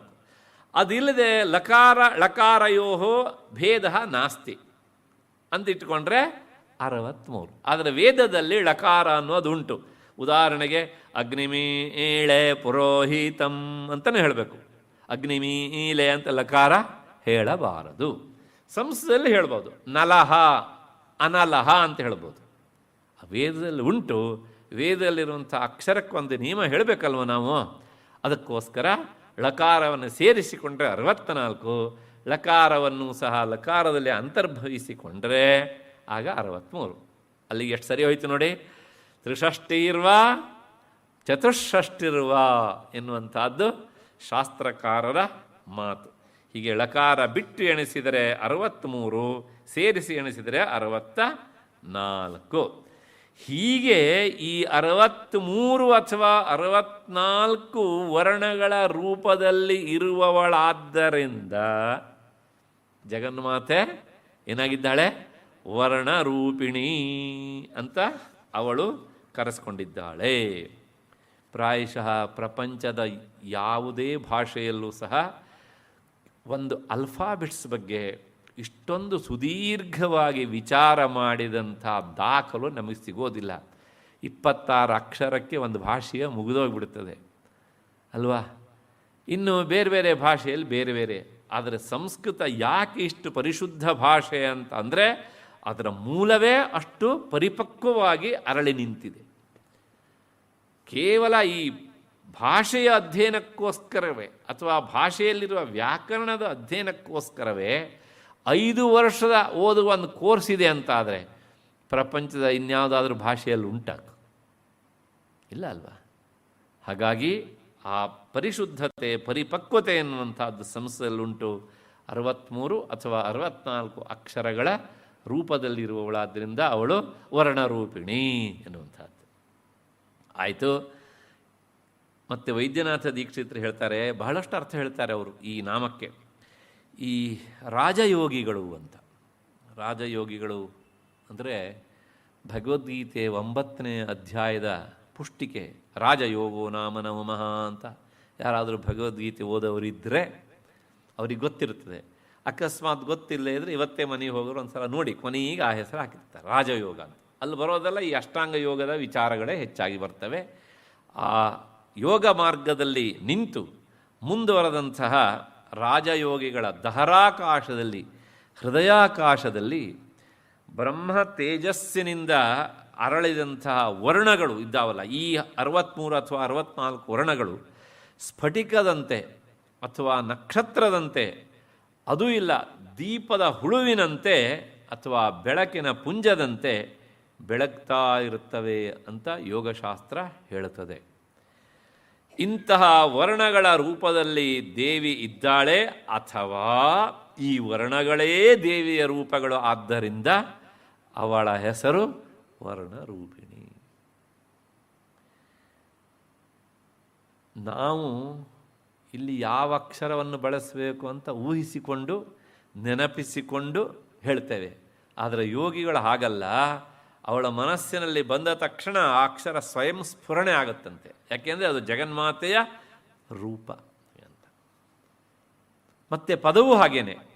ನಾವು ಅರ್ಥ ಇರುವ ಪದವನ್ನು ಬಳಸ್ತೇವೆ, ಅವರು ಅರ್ಥ ಇರುವ ಪದವನ್ನು ಬಳಸಬೇಕಾದಿಲ್ಲ. ಅವರು ಯಾವುದೇ ಒಂದು ಪದವನ್ನು ಹೇಳಿದರೂ ಸಹ ಅದಕ್ಕೆ ಅರ್ಥ ತಾನೇ ತಾನಾಗಿ ಬಂದು ಸೇರಿಕೊಳ್ಳುತ್ತದೆ. ಯಾಕೆಂದರೆ ಜಗನ್ಮಾತೆ ಅದಕ್ಕೆ ಅರ್ಥವನ್ನು ತಂದು ಕೊಡ್ತಾಳೆ. ಇದು ಮೊದಲನೇ ಅರ್ಥ. ಎರಡನೇದು ವರ್ಣ ಅಂದರೆ ನಮ್ಮಲ್ಲಿ ಸಾಮಾನ್ಯವಾಗಿ ಬ್ರಾಹ್ಮಣ, ಕ್ಷತ್ರಿಯ, ವೈಶ್ಯ, ಶೂದ್ರ ಅಂತ ಸಾಮಾಜಿಕವಾದಂಥ ಈ ಕೆಲಸವನ್ನು ಮಾಡಲಿಕ್ಕೆ 4 ತರಹದ 4 ಸ್ವಭಾವದ ಒಂದು ಸಮುದಾಯ ಬೇಕಾಗತ್ತೆ. ಅದನ್ನು ನಾವು ವರ್ಣ ಅಂತ ಕರಿತೇವೆ ಅಲ್ವಾ. ಹಾಗಾಗಿ ಈ 4 ರೀತಿಯ ಸಮುದಾಯದ ರೂಪದಲ್ಲಿ ಇರುವವಳು ಅವಳೇ ಆದದ್ದರಿಂದ ಅವಳ ಹೆಸರೇನು? ವರ್ಣ ರೂಪಿಣಿ. ಇದು ಎರಡನೇ ಅರ್ಥ ವೈದ್ಯನಾಥ ದೀಕ್ಷಿತರು ಹೇಳಿದ್ರೊಳಗೆ. ಮತ್ತೆ ಮೂರನೇ ಅರ್ಥ, ವರ್ಣ ಅನ್ನೋದಕ್ಕೆ ವರ್ಣನೆ ಅಂತ ಅರ್ಥ. ವರ್ಣನೆ ಅಂದರೆ ಏನ್ರಿ? ಸ್ತೋತ್ರ ಮಾಡೋದು ಅಂತ ಅರ್ಥ ಅಲ್ವಾ. ಹೀಗೆ ಆ ವರ್ಣ ಅಂದರೆ ಸ್ತೋತ್ರ ರೂಪದಲ್ಲಿ ಇರುವವಳಾದ್ದರಿಂದ ಜಗನ್ಮಾತೆ ಹೆಸರು ವರ್ಣರೂಪಿಣಿ ಅಂತ. ಲಲಿತಾ ಸಹಸ್ರನಲ್ಲೇ ಬರ್ತದೆ, ಸ್ತೋತ್ರ ಪ್ರಿಯ ಸ್ತುತಿಮತಿ ಸ್ತುತಿ ಸಂಸ್ತುತ ವೈಭವ ಅಲ್ವಾ. ಹಾಗಾಗಿ ಅವಳು ಸ್ತುತಿ ರೂಪದಲ್ಲಿ ಇರುವವಳಾದ್ದರಿಂದ, ಅವಳೇ ಸ್ತುತಿಗೆ ಅರ್ಹಳು ಆದ್ದರಿಂದ ಅವಳು ವರ್ಣರೂಪಳು ಎನ್ನುವಂಥದ್ದು ಇನ್ನೊಂದು ಅರ್ಥ, ಅಂದರೆ ಮೂರನೇ ಅರ್ಥ. ಮತ್ತು ನಾಲ್ಕನೇ ಅರ್ಥ ಇನ್ನೊಂದುಂಟು. ಈಗ ಮೊದಲು 63, 64 ಅಂತ ಹೇಳಿದೆ ಅಕ್ಷರಗಳ ಸಂಖ್ಯೆಯನ್ನು. ಇದು ವ್ಯಾಕರಣಶಾಸ್ತ್ರದ ನೆಲೆಯಲ್ಲಿ ಹೇಳಿದಂಥ ವಿವರಣೆ. ನಾನು ಮೊದಲೇ ಹೇಳಿದ್ದೇನೆ ವ್ಯಾಕರಣಶಾಸ್ತ್ರದಲ್ಲಿ ಅಂತ. ಈಗ ಮುಂದಿನ ನಾಮ ಹೇಳುತ್ತೆ, ಅಂದರೆ ಮುಂದಿನ ವಿವರಣೆ ತಂತ್ರಶಾಸ್ತ್ರದ ಪ್ರಕಾರ ಎಷ್ಟು ಅಕ್ಷರಗಳು ಅನ್ನೋದು ಪ್ರಶ್ನೆ. ಲಲಿತಾ ಸಹಸ್ರನಾಮ ತಂತ್ರಶಾಸ್ತ್ರ ಪ್ರಧಾನವಾದ ಗ್ರಂಥವಾದ್ದರಿಂದ ಆ ಒಂದು ಶಾಸ್ತ್ರದ ಹಿನ್ನೆಲೆಯಲ್ಲೂ ವಿವರಣೆ ಹೇಳಬೇಕಲ್ವ. ಅದಕ್ಕೋಸ್ಕರ ಈ ವಿವರಣೆಯನ್ನು ನಾವು ಇಲ್ಲಿ ನೋಡಲಿಕ್ಕೆ ಆಗುತ್ತೆ. ಏನು ಹೇಳ್ತಾರೆ ಕೇಳಿದರೆ, ವರ್ಣ ಅಂದರೆ ಮಾತೃಕ ಅಂತ ಇನ್ನೊಂದು ಹೆಸರು. ಅದಕ್ಕೆ ಅಕ್ಷರ ರೂಪದಿಂದ ಇರುವಂತಹ ಆ ವರ್ಣಕ್ಕೆ ಮಾತೃಕ ಅಂತ ಹೆಸರು. ಮಾತೃಕ ಅಂದರೂ ಒಂದೇ, ಅಕ್ಷರ ಅಂದರೂ ಒಂದೇ, ವರ್ಣ ಅಂತ ಹೇಳಿದರೂ ಸಹ ಒಂದು. ಅದಕ್ಕೋಸ್ಕರ ನೋಡಿ, ಜಗನ್ಮಾತೆಯನ್ನು ಕುರಿತು ಹೇಳುವಾಗ ಪಂಚಾಶತ್ ವರ್ಣರೂಪಿಣಿ ಅಂದರೆ ಪಂಚಾಶತ್ ಅಂದರೆ 50 ಅಕ್ಷರಗಳ ರೂಪದಲ್ಲಿ ಇರುವವಳು ಅಂತ ಅರ್ಥ. ಹಾಗಿದ್ರೆ ಈಗ 50 ಅಕ್ಷರಗಳ ಯಾವುದು ಅಂತ ನಾವು ನೋಡಬೇಕು. ಆವಾಗ 63, 64 ನೋಡಿದ್ವಿ. ಈಗ 13 ಅಥವಾ 14 ಬಿಟ್ಟು 50 ಹೇಗೆ ಅಂತ ಲೆಕ್ಕ ಹಾಕಬೇಕು. ಇವಾಗ ನೋಡೋಣ ಹೇಗೆ ಅಂದರೆ, ನೋಡಿ, ತಂತ್ರಶಾಸ್ತ್ರದ ಪ್ರಕಾರ ಆವಾಗ ಸ್ವರಗಳು ಎಷ್ಟಾಗಿದ್ದು? ಒಟ್ಟು 22 ಆಗಿದ್ವು ಎಲ್ಲ ಸೇರಿ. ಇಲ್ಲಿ 16. ಅಕಾರಾದಿ ಸ್ವರಾಹ ಷೋಡಶ, ಒಟ್ಟು ಎಷ್ಟು? 16. 16 ಹೇಗೆ ಅಂತ ಅದನ್ನು ಹೇಳಿಬಿಡ್ತೇನೆ. ಅ, ಆ ಮತ್ತು ಈ ಲೆಕ್ಕ ಹಾಕ್ಕೊಂಡು ಹೀಗೇನೆ. ಆಮೇಲೆ ಉ ತಂತ್ರಶಾಸ್ತ್ರದಲ್ಲಿ ಅವಾಗ ಋಕಾರಕ್ಕೆ ದೀರ್ಘ ಇಲ್ಲ ಅಂತ ಹೇಳಿದ್ದೆ ನಾನು. ಋ ದೀರ್ಘ ಉಂಟು, ತಂತ್ರಶಾಸ್ತ್ರದಲ್ಲಿ ಉಂಟು. ಮತ್ತು ಉ ಎ ಐ ಓ ಔ ಅಂ ಅಹ ಎಷ್ಟಾಯಿತು ಲೆಕ್ಕ ಹಾಕಿ. ಅಲ್ಲಿಗೆ ಕರೆಕ್ಟಾಗಿ 16 ಆಗತ್ತೆ. 16 ಸ್ವರಗಳು ಅಂತ ಹಾಗೆ ಇಟ್ಕೊಂಡಿರಿ. ಅದಾದ ಮೇಲೆ ಮತ್ತೆ 16 ಸ್ವರಗಳಾದಮೇಲೆ ಇನ್ನು ವ್ಯಂಜನಕ್ಕೆ ಬರಬೇಕು ನಾವು. ಯಾವ್ಯಾವುದು? ಕ, ಚ, ಟ, ತ, ಪ. 25 ಆಯಿತು. 25, 16 ಎಷ್ಟಾಯಿತು? ಆಯ್ತಲ್ವಾ? ಹಾಂ, ಅಷ್ಟಾದ ಮೇಲೆ ಮತ್ತೆ ಅದಕ್ಕೊಂದು ಳಕಾರವನ್ನು ಸೇರಿಸಿ ಆಯಿತು. ಅದಾದಮೇಲೆ ಅಮ್ಮಹ ಸೇರಿಸಿ ಎಷ್ಟಾಯಿತು? 50 ಆಯಿತಾ? ಹಾಗಾಗಿ ಪಂಚಾಶತ್ ವರ್ಣರೂಪಿಣಿ ಅಂತ ಹೇಳಿದ್ರಿಂದ ಈ ರೀತಿಯಾಗಿ ತಂತ್ರಶಾಸ್ತ್ರದಲ್ಲಿ ಹೇಳಿದ ವರ್ಣಗಳ ರೂಪದಲ್ಲಿ ಇರುವವಳಾದ್ದರಿಂದಲೂ ಅವಳು ವರ್ಣರೂಪಿಣಿ ಎನ್ನುವಂಥದ್ದು ಈ ನಾಮದ ವಿವರಣೆ. ಇಲ್ಲೊಂದು ಮತ್ತೆ ಪುನಃ ಸೂಕ್ಷ್ಮವಾದ ವಿಚಾರವನ್ನು ನಾವು ಗಮನಿಸಬೇಕು. ವ್ಯಾಕರಣಶಾಸ್ತ್ರದ ರೀತಿಯ ಅಕ್ಷರ ನಿಯಮಗಳ ಬೇರೆ, ತಂತ್ರಶಾಸ್ತ್ರದ ರೀತಿಯ ಅಕ್ಷರಗಳ ಸಂಖ್ಯೆ ಬೇರೆ, ಕನ್ನಡದಲ್ಲಿ ಅಕ್ಷರಗಳ ಸಂಖ್ಯೆ ಬೇರೆ. ಹಾಗಾಗಿ ಅಕ್ಷರಗಳು ಇಷ್ಟು ಅಂತ ಯಾರಾದರೂ ಹೇಳಿದ ತಕ್ಷಣ ಯಾವ ನೆಲೆಯಲ್ಲಿ ಅಂತ ನಾವು ಪ್ರಶ್ನೆ ಹಾಕ್ಕೊಳ್ಬೇಕು. ಅಲ್ಲದ್ರೆ ಕನ್ಫ್ಯೂಷನ್ ಆಗಿಬಿಡ್ತದೆ. ಅದ್ರ ಬಗ್ಗೆ ಯಾವಾಗಲೂ ಎಚ್ಚರಿಕೆಯಿಂದ ಇರಬೇಕು. ಅಷ್ಟಾದ ಮೇಲೆ ಈ ನಾಮದ ವಿವರಣೆ ಆಯಿತು ಅಂತ ಅಂದ್ಕೊಂಡು ಮುಂದಿನ 851ನೇ ನಾಮಕ್ಕೆ ಹೋಗೋಣ. ಜನ್ಮ ಮೃತ್ಯು ಜರಾತಪ್ತ ಜನ ವಿಶ್ರಾಂತಿದಾಯಿನಿ. ಜನ್ಮ ಅಂದರೆ ಹುಟ್ಟು, ಮತ್ತು ಮೃತ್ಯು ಅಂದರೆ ಸಾವು, ಜರ ಅಂದರೆ ವಾರ್ಧಕ. ಇವುಗಳಿಂದ ನೊಂದ ಜನರಿಗೆ ವಿಶ್ರಾಂತಿ ನೀಡುವವಳು. ಜನ್ಮ ಮೃತ್ಯು ಜರ ತಪ್ತ ಜನ ವಿಶ್ರಾಂತಿದಾಯಿನಿ. ಹುಟ್ಟು ಸಾವು ಮುಪ್ಪುಗಳಿಂದ ನೊಂದ ಜನರಿಗೆ ಶಾಶ್ವತವಾದಂತಹ ವಿಶ್ರಾಂತಿಯನ್ನು ನೀಡುವವಳು ಯಾರು? ಜಗನ್ಮಾತೆ. ಮೊನ್ನೆನೂ ಬಂದಿತ್ತು ಈ ವಿಚಾರ, ಸ್ವಲ್ಪ ಹೇಳಿಬಿಡ್ತೇನೆ. ಈಗ ಪ್ರಶ್ನೆ ಇಷ್ಟೇ, ಆ ನಾಮದಲ್ಲಿ ನೋಡಿ, ಜನ್ಮ ತಪ್ತ, ಅಲ್ಲಿ ನೋಡಿ, ಅಲ್ಲಿ ಜನ್ಮ ಮೃತ್ಯು ಜರ ಆದಮೇಲೆ ತಪ್ತ ಅಂತುಂಟು. ಆ ತಪ್ತ ಅನ್ನೋದಕ್ಕೆ ಮೂರಕ್ಕೂ ಪ್ರತ್ಯೇಕವಾಗಿ ಅಪ್ಲೈ ಮಾಡ್ಕೊಳ್ಬೇಕು. ಜನ್ಮ ತಪ್ತ, ಜರಾ ತಪ್ತ, ಅದಾದಮೇಲೆ ಮೃತ್ಯು ತಪ್ತ. ಈ ಮೂರೂ ತರಹದ ತಾಪಗಳಿಂದ ಬಳಲಿದವರಿಗೆ ವಿಶ್ರಾಂತಿಯನ್ನು ನೀಡುವವಳು ಅಂತ. ಹಾಗಿದ್ರೆ ಜನ್ಮ ಪಡೆಯುವಾಗ ನಮಗೇನು ಕಷ್ಟ ಆಗತ್ತೆ? ನಾವೆಲ್ಲ ಹುಟ್ಟಿ ಬಂದವರಲ್ವಾ ಅಂತಂದರೆ, ಜನನ ಪಡೆಯುವಾಗ ಪ್ರಾಣಿಗಳು ಅನುಭವಿಸುವಂಥ ದುಃಖಕ್ಕೆ ಪಾರವೇ ಇಲ್ಲ ಅಂತ ಶಾಸ್ತ್ರ ಹೇಳ್ತದೆ. ಅದರಲ್ಲೂ ಸಹ ಈ ಜೀವಿಯ ಜನನ ಪೂರ್ವದ ಸ್ಥಿತಿ, ಗರ್ಭವಾಸ ಅಂತ ಏನು ಹೇಳ್ತೇವಲ್ಲ, ಅದರ ಕಷ್ಟವನ್ನು ಸ್ವತಃ ಉಪನಿಷತ್ತು ಹೇಳುತ್ತೆ. ಆಚಾರ್ಯ ಶಂಕರ ಭಗವತ್ಪಾದರು ಹೇಳ್ತಾರೆ, ಬಾಲ್ಯೇ ದುಃಖ ಆದೌ ಕರ್ಮ ಪ್ರಸಂಗಾತ್ ಕಲಯತಿ ಕಲುಷಂ ಮಾತೃಕುಕ್ಷೌ ಸ್ಥಿತಂ ಮಾಂ. ಯಾವುದೋ ನನ್ನ ಹಿಂದಿನ ಜನ್ಮದ ಕರ್ಮವಶಾತ್ ನಾನು ತಾಯಿಯ ಗರ್ಭವನ್ನು ಸೇರಿದ್ದೇನೆ. ಆದೌ ಕರ್ಮ ಪ್ರಸಂಗಾತ್ ಕಲಯತಿ ಕಲುಷಂ ಮಾತೃಕುಕ್ಷೌ ಸ್ಥಿತಂ ಮಾಂ ವಿಣ್ಮೂತ್ರ ಮೇಧ್ಯ ಮಧ್ಯೆ. ವಿಟ್ಟಂದರೆ ಮಲ, ಮೂತ್ರ ಅಂದರೆ ಮೂತ್ರ. ಆ ತಾಯಿಯ ಕಿರಿದ ಅಂತ ಹೊಟ್ಟೆಯ ಗರ್ಭಕೋಶದಲ್ಲಿ ನಾನಿದ್ದೇನೆ. ಆ ತಾಪವನ್ನು ನೆನಪಿಸಿಕೊಂಡು ಜೀವಿ ಪರಮಾತ್ಮನನ್ನು ಧ್ಯಾನ ಮಾಡುತ್ತೆ. ಒಂದು ಕಡೆಗೆ ಮಲದ ಕೋಶ, ಮಲದ ಟ್ಯಾಂಕ್, ಇನ್ನೊಂದು ಕಡೆಗೆ ಮೂತ್ರದ ಟ್ಯಾಂಕ್. ಆದರೆ ಇವೆಲ್ಲವೂ ಸಹ ನಾರ್ಮಲ್ ಆಗಿಲ್ಲ. ಆ ಬಾಡಿಯ ಟೆಂಪ್ರೇಚರಿಂದಾಗಿ ಇವೂ ಸಹ ಕಾದು ಹೋಗಿವೆ. ಇದನ್ನು ನಾವೇನು ಹೊಸದಾಗಿ ಹೇಳಬೇಕಾದಿಲ್ಲ. ನಾವು ಮೂತ್ರ ವಿಸರ್ಜನೆ ಮಾಡಿದರೆ ಅದರ ಟೆಂಪ್ರೇಚರು ಇರುತ್ತೆ ಅಂತ ನಮಗೆ ಗೊತ್ತು ಅಲ್ವಾ? ಹಾಗಾಗಿ ಈ ಎರಡು ಟ್ಯಾಂಕ್ಗಳ, ಕುದಿತಾ ಇರುವಂಥ ಟ್ಯಾಂಕ್ಗಳ ಮಧ್ಯದಲ್ಲಿ ನಾನು ಕ್ವಥ ಕ್ವಥ ಕ್ವಥ ಕುದಿತಾ ಇದ್ದೇನೆ. ವಿಣ್ಮೂತ್ರ ಮೇಧ್ಯ ಮಧ್ಯೆ ಕ್ವಥಯತಿ ನಿತರಾಂ ಜಾಠರೋ ಜಾತವೇದಾಹ. ಹಾಗಿದ್ರೆ ಆ ಸುಡುವಂಥ ಬೆಂಕಿ ಎಲ್ಲಿ ಬಂತು ಕೇಳಿದರೆ ಅದು ತಾಯಿಯ ಟೆಂಪ್ರೇಚರ್, ದೇಹದ ಶಾಖ, ಉಷ್ಣತೆ. ಹೊರಗಡೆಯಿಂದನೇ ಇಷ್ಟು ಶಾಖ ಇದ್ಮೇಲೆ ಒಳಗಡೆಯಿಂದ ಎಷ್ಟು ಇರಬೇಕು ಅಲ್ವಾ? ಕ್ವಥಯತಿ ನಿತರಾಂ ಶಕ್ಯತೆ. ಅದಾದಮೇಲೆ ಅವ್ರು ಹೇಳ್ತಾರೆ, ಆ ಶಾಖ, ಆ ವೇದನೆ ಎಷ್ಟುಂಟು ಕೇಳಿದರೆ ಅದನ್ನು ಹೀಗೆ ಅಂತ ಹೇಳಲಿಕ್ಕಾಗೋದಿಲ್ಲ. ಆಯಿತು, ಇದನ್ನು ಪಕ್ಕಕ್ಕೆ ಇಟ್ಬಿಡೋಣ.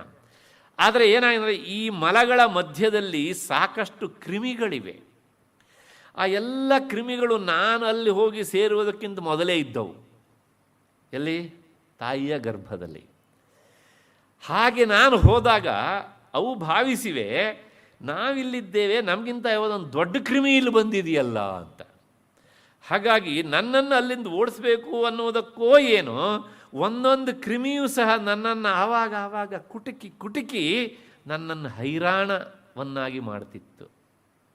ವಿಣ್ಮೂತ್ರ ಮೇಧ್ಯ ಮಧ್ಯೆ ಕ್ವಥಯತಿ ನಿತರಾಂ ಜಾಠರೋ ಜಾತವೇದಾ ಯದ್ಯದ್ವೈ ತತ್ರ ದುಃಖಂ ವ್ಯಥಯತಿ ನಿತರಾಂ ಶಕ್ಯತೆ ಕೇನ ವಕ್ತಂ. ಹೀಗೆ ನನಗೆ, ಅಂದರೆ ನಾನು ಜೀವಾತ್ಮ ಅಂತ ಯಾವ ತಿಂಗಳಿಂದ ಕರೆಸ್ಕೊಳ್ಳಿಕ್ಕೆ ನನಗೆ ಗೊತ್ತಾಯಿತೋ, ಆ ಕ್ಷಣದಿಂದ ಈ ಪ್ರಪಂಚಕ್ಕೆ ಬರುವವರೆಗೆ ಪ್ರತಿ ಕ್ಷಣವೂ ಸಹ ನಾನು ಅಲ್ಲಿ ಅನುಭವಿಸಿದ ವ್ಯಥೆಯನ್ನು ಯಾವ ಶಬ್ದಗಳಿಂದಲೂ ಹೇಳೋದಕ್ಕೆ ಸಾಧ್ಯ ಇಲ್ಲ. ಮತ್ತಷ್ಟೇ ಅಲ್ಲ, ಅಕಸ್ಮಾತ್ತಾಗಿ ನಾನು ಕಾಲು ಚಾಚಬೇಕು ಅಂತ ಪ್ರಯತ್ನ ಪಟ್ಟರೆ ಅದೇನು ವಿಶಾಲವಾದ ಜಾಗ ಉಂಟಲ್ಲಿ? ತಾಯಿಯ ಗರ್ಭಕೋಶದ ಚೀಲ ನಾವು ನೋಡ್ತೇವೆ, ಗರ್ಭದ ಆ ಚಿತ್ರವನ್ನು ನೋಡಿದ್ರೆ ಗೊತ್ತಾಗುತ್ತೆ ಅಲ್ವಾ? ಹೇಗೆ ಹೇಳಿದರೆ, ಕಾಲು ಮಂಡಿಯನ್ನು ಊರ್ಕೊಂಡು, ಈ ಎರಡು ಮಂಡಿಯ ಸಂದಿನಲ್ಲಿ ತಲೆಯನ್ನು ತೂರ್ಕೊಂಡು, ಅದರ ಜೊತೆಗೆ ಅಮ್ಮ ತಿಂದಂಥ ಆಹಾರ, ಅವಳ ಆ ಆಹಾರವನ್ನು ಆ ನಾಭಿಯ ತಂತುವಿನಿಂದ ನಾನು ಪಡಿತಾ ಇದ್ದೆ. ಅವಳು ಖಾರ ತಿಂದರೆ ನನಗೆ ಖಾರ, ಅವಳು ಸಿಹಿ ತಿಂದರೆ ನನಗೆ ಸಿಹಿ. ಸಾಲದಕ್ಕೆ ಬೈಕೆ ಅಂತೇಳಿ ಹೆಣ್ಮಕ್ಳಿಗೆ ಏನೇನು ಎಲ್ಲ ಕೊಡ್ತಾರಲ್ಲ, ಇವಳಿಗೆ ಬೈಕೆ, ಅದಕ್ಕೆ ಬೆಂಕಿ. ಅದಕ್ಕೋಸ್ಕರ ಆ ಶಿಶು ಹೇಳುತ್ತೆ, ಶಕ್ಯತೆ ಕೇನ ಉಕ್ತಂ ಅಂತ. ಕೊನೆಗೆ ಆ ವ್ಯಥೆಯನ್ನು ಅನುಭವಿಸಿ ಒಂದು ಪ್ರಾರ್ಥನೆ ಮಾಡುತ್ತೆ. ನಾವೆಲ್ಲರೂ ಆ ಪ್ರಾರ್ಥನೆ ಮಾಡಿ ಬಂದವರೇ. ಏನು ಅಂತಂದರೆ, ಯದಿ ಯೋನ್ಯಾ ಪ್ರಮುಚ್ಯೇಹಂ ಧ್ಯಾಯೇ ನಾರಾಯಣಂ ಸದಾ. ಹೇ ಭಗವಂತ, ಆ ಗರ್ಭದಲ್ಲಿ ಇರುವಷ್ಟು ಕಾಲ ಅದಕ್ಕೆ ಜನ್ಮಾಂತರದ ಸ್ಮರಣೆ ಇರುತ್ತಂತೆ. ಹಾಗಾಗಿ ಹಿಂದಿನ ತನ್ನ ಎಲ್ಲ ಜನ್ಮಾವಲಿಗಳನ್ನೂ ಸಹ ನೆನಪಿಸಿಕೊಂಡು ಮತ್ತೆ ಮತ್ತೆ ಪಶ್ಚಾತ್ತಾಪ ಪಡುತ್ತಾ ಮೂರ್ಛೆ ಹೋಗುತ್ತಂತೆ. ಎಚ್ಚರ ಆದಾಗ ಅದು ಮಾಡುವ ಪ್ರಾರ್ಥನೆ, ಯದಿ ಯೋನ್ಯಾ ಪ್ರಮುಚ್ಯೇಹಂ ಧ್ಯಾಯೇ ನಾರಾಯಣಂ ಸದಾ. ಇದು ಒಂದು ಸಲ ನನ್ನನ್ನು ಇಲ್ಲಿಂದ ಆಚೆ ಕಳಿಸ್ಬಿಡು, ಮತ್ತೆ ನಾನು ಇಲ್ಲಿ ಬಂದು ಸಿಲುಕಿಕೊಳ್ಳುವಂತಹ ತಪ್ಪನ್ನು ಮಾಡುವುದಿಲ್ಲ. ಅಂದರೆ ಮತ್ತೆ ನಾನು ಹುಟ್ಟುವ ಸ್ಥಿತಿಯನ್ನು ತಂದುಕೊಳ್ಳೋದಿಲ್ಲ. ಗರ್ಭೋಪನಿಷತ್ತಿನ ಮಾತು. ನಾವೆಲ್ಲರೂ ಇದನ್ನು ಹೇಳಿ ಬಂದವರು. ಆದರೆ ಮತ್ತೆ ಪುನಃ ನಾವು ಹುಟ್ಟಿದೆ ಇರುವಂತಹ ಕೆಲಸ ಮಾಡ್ತಿದ್ದೇವೋ, ಹುಟ್ಟಲಿಕ್ಕೆ ಬೇಕಾದ ಎಲ್ಲವನ್ನೂ ಮಾಡ್ತಿದ್ದೇವೆ. ಅದಕ್ಕೋಸ್ಕರ ಮೊದಲನೇ ದಿವಸ ನಾನು ಹೇಳಿದ್ದೇನೆ, ಶಾಸ್ತ್ರ ಹೇಳುತ್ತೆ ನನ್ನ ಪಾಪ ಕರ್ಮಗಳನ್ನು ನಾಶಗೊಳಿಸುವ ಹಾಗೆ ಪುಣ್ಯ ಕರ್ಮಗಳನ್ನು ಸಹ ನಾಶಗೊಳಿಸುವಂತ. ಹೀಗೆ ಆ ಪ್ರಾರ್ಥನೆ ಮಾಡಿ ಬಂದಂಥ ಜೀವ ಪ್ರಪಂಚಕ್ಕೆ ಬಂದ ಮೇಲೆ ಮತ್ತೆ ಆ ಹುಟ್ಟುವಾಗ ವೈಷ್ಣವಿ ಮಾಯ ಆವರಿಸಿ ಮತ್ತೆ ಪುನಃ ಎಲ್ಲ ತಪ್ಪನ್ನು ನಾವು ಮಾಡ್ತಾ ಇರ್ತೇವೆ. ಆದರೆ ಕೊನೆ ಪಕ್ಷ ಇಂಥ ಮಾತುಗಳನ್ನು ಕೇಳಿದಾಗ, ಉಪನಿಷತ್ತಿನ ಅಧ್ಯಯನ ಮಾಡಿದಾಗ ಒಂದಿಷ್ಟು ನಮಗೆ ಎಚ್ಚರ ಆದರೆ ಅವನ ಪೂರ್ವ ಸುಕೃತ ಜಾಗೃತವಾಗಿದೆ ಅಂತ ಭಾವಿಸಿಕೊಳ್ಬೋದು. ಅಷ್ಟಾದ ಮೇಲೆ ಹೀಗೆ ಗರ್ಭವಾಸ ಆಯಿತು, ಪ್ರಪಂಚಕ್ಕೆ ಬಂದಾಯಿತು. ಆಚಾರ್ಯ ಶಂಕರ ಭಗವತ್ಪಾದರು ತಮ್ಮ ಮಾತೃಪಂಚಕ ಎನ್ನುವಂತಹ ಸ್ತೋತ್ರ ಹೇಳ್ತಾರೆ, ನನ್ನನ್ನು ಗರ್ಭದಲ್ಲಿ 9 ತಿಂಗಳ ಕಾಲ ಧಾರಣೆ ಮಾಡಿದಾಗ ನನಗೋಸ್ಕರ ನೀನು ಎಷ್ಟೆಲ್ಲ ಕಷ್ಟಪಟ್ಟಿಯಮ್ಮ. ಕನ್ನಡದವರು ಹಾಡು ಹೇಳ್ತಾರೆ, ನಾನು ನಿನ್ನ ಹೊಟ್ಟೆಯಲ್ಲಿರುವಾಗ ನೀನು ಸಂಚರಿಸಿದಾಗ ನಾನು ಪಲ್ಲಕ್ಕಿಯಲ್ಲಿ ಕುಳಿತು ದೇವರಾಗಿ ಸಂತೋಷಪಟ್ಟೆ ಅಂತ. ಯಾರೋ ಅಜ್ಞಾನಿಗಳು ಹೇಳುವ ಮಾತು ಇದು, ಪ್ರಚಾರ ಗಿಟ್ಟಿಸೋದಕ್ಕೆ ಹೇಳುವ ಮಾತು. ಗರ್ಭವಾಸದ ಕ್ಲೇಶವನ್ನು ಯಾರೂ ಸಂತೋಷವಾಗಿ ಹೇಳಲಿಲ್ಲ. ಹೇಳಿದ್ದಿದ್ರೆ ಯಾರೋ ಕನ್ನಡದ ಕೆಲವು ಗೊತ್ತಿಲ್ಲದೆ ಇರುವಂಥ ಪದ್ಯ ಕಟ್ಕೊಂಡು ಹೇಳ್ತಾರೋ ಅಷ್ಟೇನೆ ಅಂತ. ಆ ಕಷ್ಟ ನಾನು ನಿನಗೆ ಎಷ್ಟು ಕೊಟ್ಟನಲ್ಲ, ಹಾಗಾಗಿ ನಿನ್ನ ಋಣವನ್ನು ನಾನು ತೀರಿಸೋದಕ್ಕಾಗತ್ತಾ ಅಂತ ತಾಯಿಯನ್ನು ಕುರಿತು ಪ್ರಾರ್ಥನೆ ಮಾಡ್ತಾರವರು. ಸರಿ, ಅದಾದ ಮೇಲೆ ಪ್ರಪಂಚಕ್ಕೆ ಬಂದಾಯಿತು. ಬಾಲ್ಯಾವಸ್ಥೆಯಲ್ಲಿ ಏನಾಯಿತು ಕೇಳಿದರೆ, ನನ್ನನ್ನು ನೀನು ಹಾಸಿಗೆಯಲ್ಲಿ ಮನಗಿಸಿದೆ. ಆ ಮನಗಿಸಿದಂಥ ಹಾಸಿಗೆಯಲ್ಲಿ ಏನು ಕೊಳೆ ಇತ್ತೋ ಏನು ಕೊಳೆ ಇಲ್ಲೋ ನನಗೆ ಗೊತ್ತಿಲ್ಲ. ನನಗಾದಂಥ ಸಂಕಟವನ್ನು ನಾನು ಅನುಭವಿಸೋದನ್ನು ಬಿಟ್ಟರೆ ಹೇಳಿಕೊಳ್ಳುವಂಥ ಸ್ವಾತಂತ್ರ್ಯ ಇರಲಿಲ್ಲ ನನಗೆ, ಅಲ್ವಾ? ಹಾಗಾಗಿ ಆ ಕಷ್ಟವನ್ನು ನಾನು ಅನುಭವಿಸಿದೆ. ನನಗೆ ಕಿವಿ ನೋವಾದರೆ ನೀನು ತಲೆನೋವು ಅಂತ ಔಷಧ ಮಾಡಿದೆ, ಮತ್ತು ತಲೆನೋವು ಬಂದರೆ ಕಿವಿ ನೋವು ಅಂತ ಔಷಧ ಹಾಕಿದೆ. ಅದು ಎರಡೂ ನೋವು ಇಲ್ಲದೆ ಹಲ್ಲು ನೋವು ಅಂತ ಹುಟ್ಟುವಾಗ ಸಂಕಟ ಆದದ್ದನ್ನು ಅದನ್ನು ಸಹ ನನಗೆ ಹೇಳಲಿಕ್ಕಾಗಲಿಲ್ಲ, ನೀನು ಅದಕ್ಕಿನ್ನೇನು ಚಿಕಿತ್ಸೆ ಮಾಡಿದೆ. ಹಾಗಾಗಿ ಬಾಲ್ಯೇ ದುಃಖಾತಿರೇಕಾತ್. ಅದಾದ ಮೇಲೆ ಮತ್ತೆ ಪುನಃ ಕೆಲವು ಸಲ ನನಗೆ ಮಲವೋ ಮೂತ್ರವೋ ಬಂದಾಗ ಅದನ್ನು ಹೇಳ್ಕೊಳ್ಳಿಕ್ಕಾಗದ ಹಾಸಿಗೆಯಲ್ಲೇ ಮಾಡಿಕೊಂಡೆ. ನೀನು ಅದು ಬಂದು ನೋಡಲಿಕ್ಕೆ ಆಗಲಿಲ್ಲ. ನಾನೇನು ಮಾಡಿದೆ, ಅಲ್ಲಿವರೆಗೆ ಅಲ್ಲೇ ಹೊರಳಾಡಿದೆ. ಮಲಮೂತ್ರಗಳಲ್ಲಿ ಹೊರಳಾಡುವುದು ಕ್ರಿಮಿ ಅಲ್ವಾ? ಹಾಗಾಗಿ ತಾಯಿಯ ಹೊಟ್ಟೆಯಲ್ಲಿರುವಾಗ ಕ್ರಿಮಿಯಾಗಿದ್ದಂಥ ನಾನು ಪ್ರಪಂಚಕ್ಕೆ ಬಂದ ಮೇಲೂ ಕೆಲವು ದಿವಸ ಕ್ರಿಮಿಯಾಗೇ ಇದ್ದೆ. ವಿಣ್ಮೂತ್ರ ಮೇಧ್ಯ ಮಧ್ಯೆ ಮತ್ತೆ ಬಾಲ್ಯೇ ದುಃಖಾತಿರೇಕಾನ್ ಮಲಲುಲಿತೋಪಸ್ತನ್ಯಪಾನೇ ಪಿಪಾಸು. ಅಷ್ಟೇ ಅಲ್ಲ, ಕೆಲವು ಸಲ ನಿನ್ನ ಒಟ್ಟಿಗೆ ಮಲಗಿದಾಗ ನಾನು ಮಲಮೂತ್ರವನ್ನು ವಿಸರ್ಜಿಸಿಕೊಂಡೆ. ಆಗ ನೀನು ಆ ಮಲಮೂತ್ರದ ರಾಶಿಯಲ್ಲಿ ನೀನೂ ಸಹ ನನವರೆಗೂ ಬೆಳಗೋರಿಗೂ ಸಹ ನನಗೋಸ್ಕರ ಬೆಳಗೋರಿಗೂ ಮಲಗಿಯದ್ದೆ. ನಾನು ಕಷ್ಟಪಟ್ಟಿದ್ದಲ್ಲದೆ ನಿನಗೂ ಕಷ್ಟ ಕೊಟ್ಟಿದ್ದೇನೆ.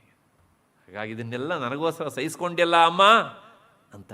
ಅದರ ಜೊತೆಗೆ ಎಷ್ಟೋ ಸಲ ನಾನು ಊಟ ಮಾಡಲಿಕ್ಕೆ ಅಂತ ಹೊರಟಾಗ ಅರ್ಧ ತಿಂದು ಬಿಟ್ಟೆ, ಅದು ಹಾಳಾಗತ್ತೆ ಅಂತೇಳಿ ಆ ಮಿಕ್ಕಿದ್ದನ್ನಮ್ಮ ನೀನು ತಿಂದು ಬದುಕಿದೆ. ಕನ್ನಡದೊಂದು ಮಾತು ಹೇಳ್ತಾರಲ್ಲ, ಮಿಕ್ಕಿದ್ದು ಹೆಚ್ಚಾದದ್ದೆಲ್ಲ ತಾಯಿಗೆ ಅಂತ. ಈ ಎಲ್ಲ ಸಂಕಟವನ್ನು ಅನುಭವಿಸುವ ಹಾಗೆ ಮಾಡಿದವನು ಯಾರು? ನಾನಲ್ವ?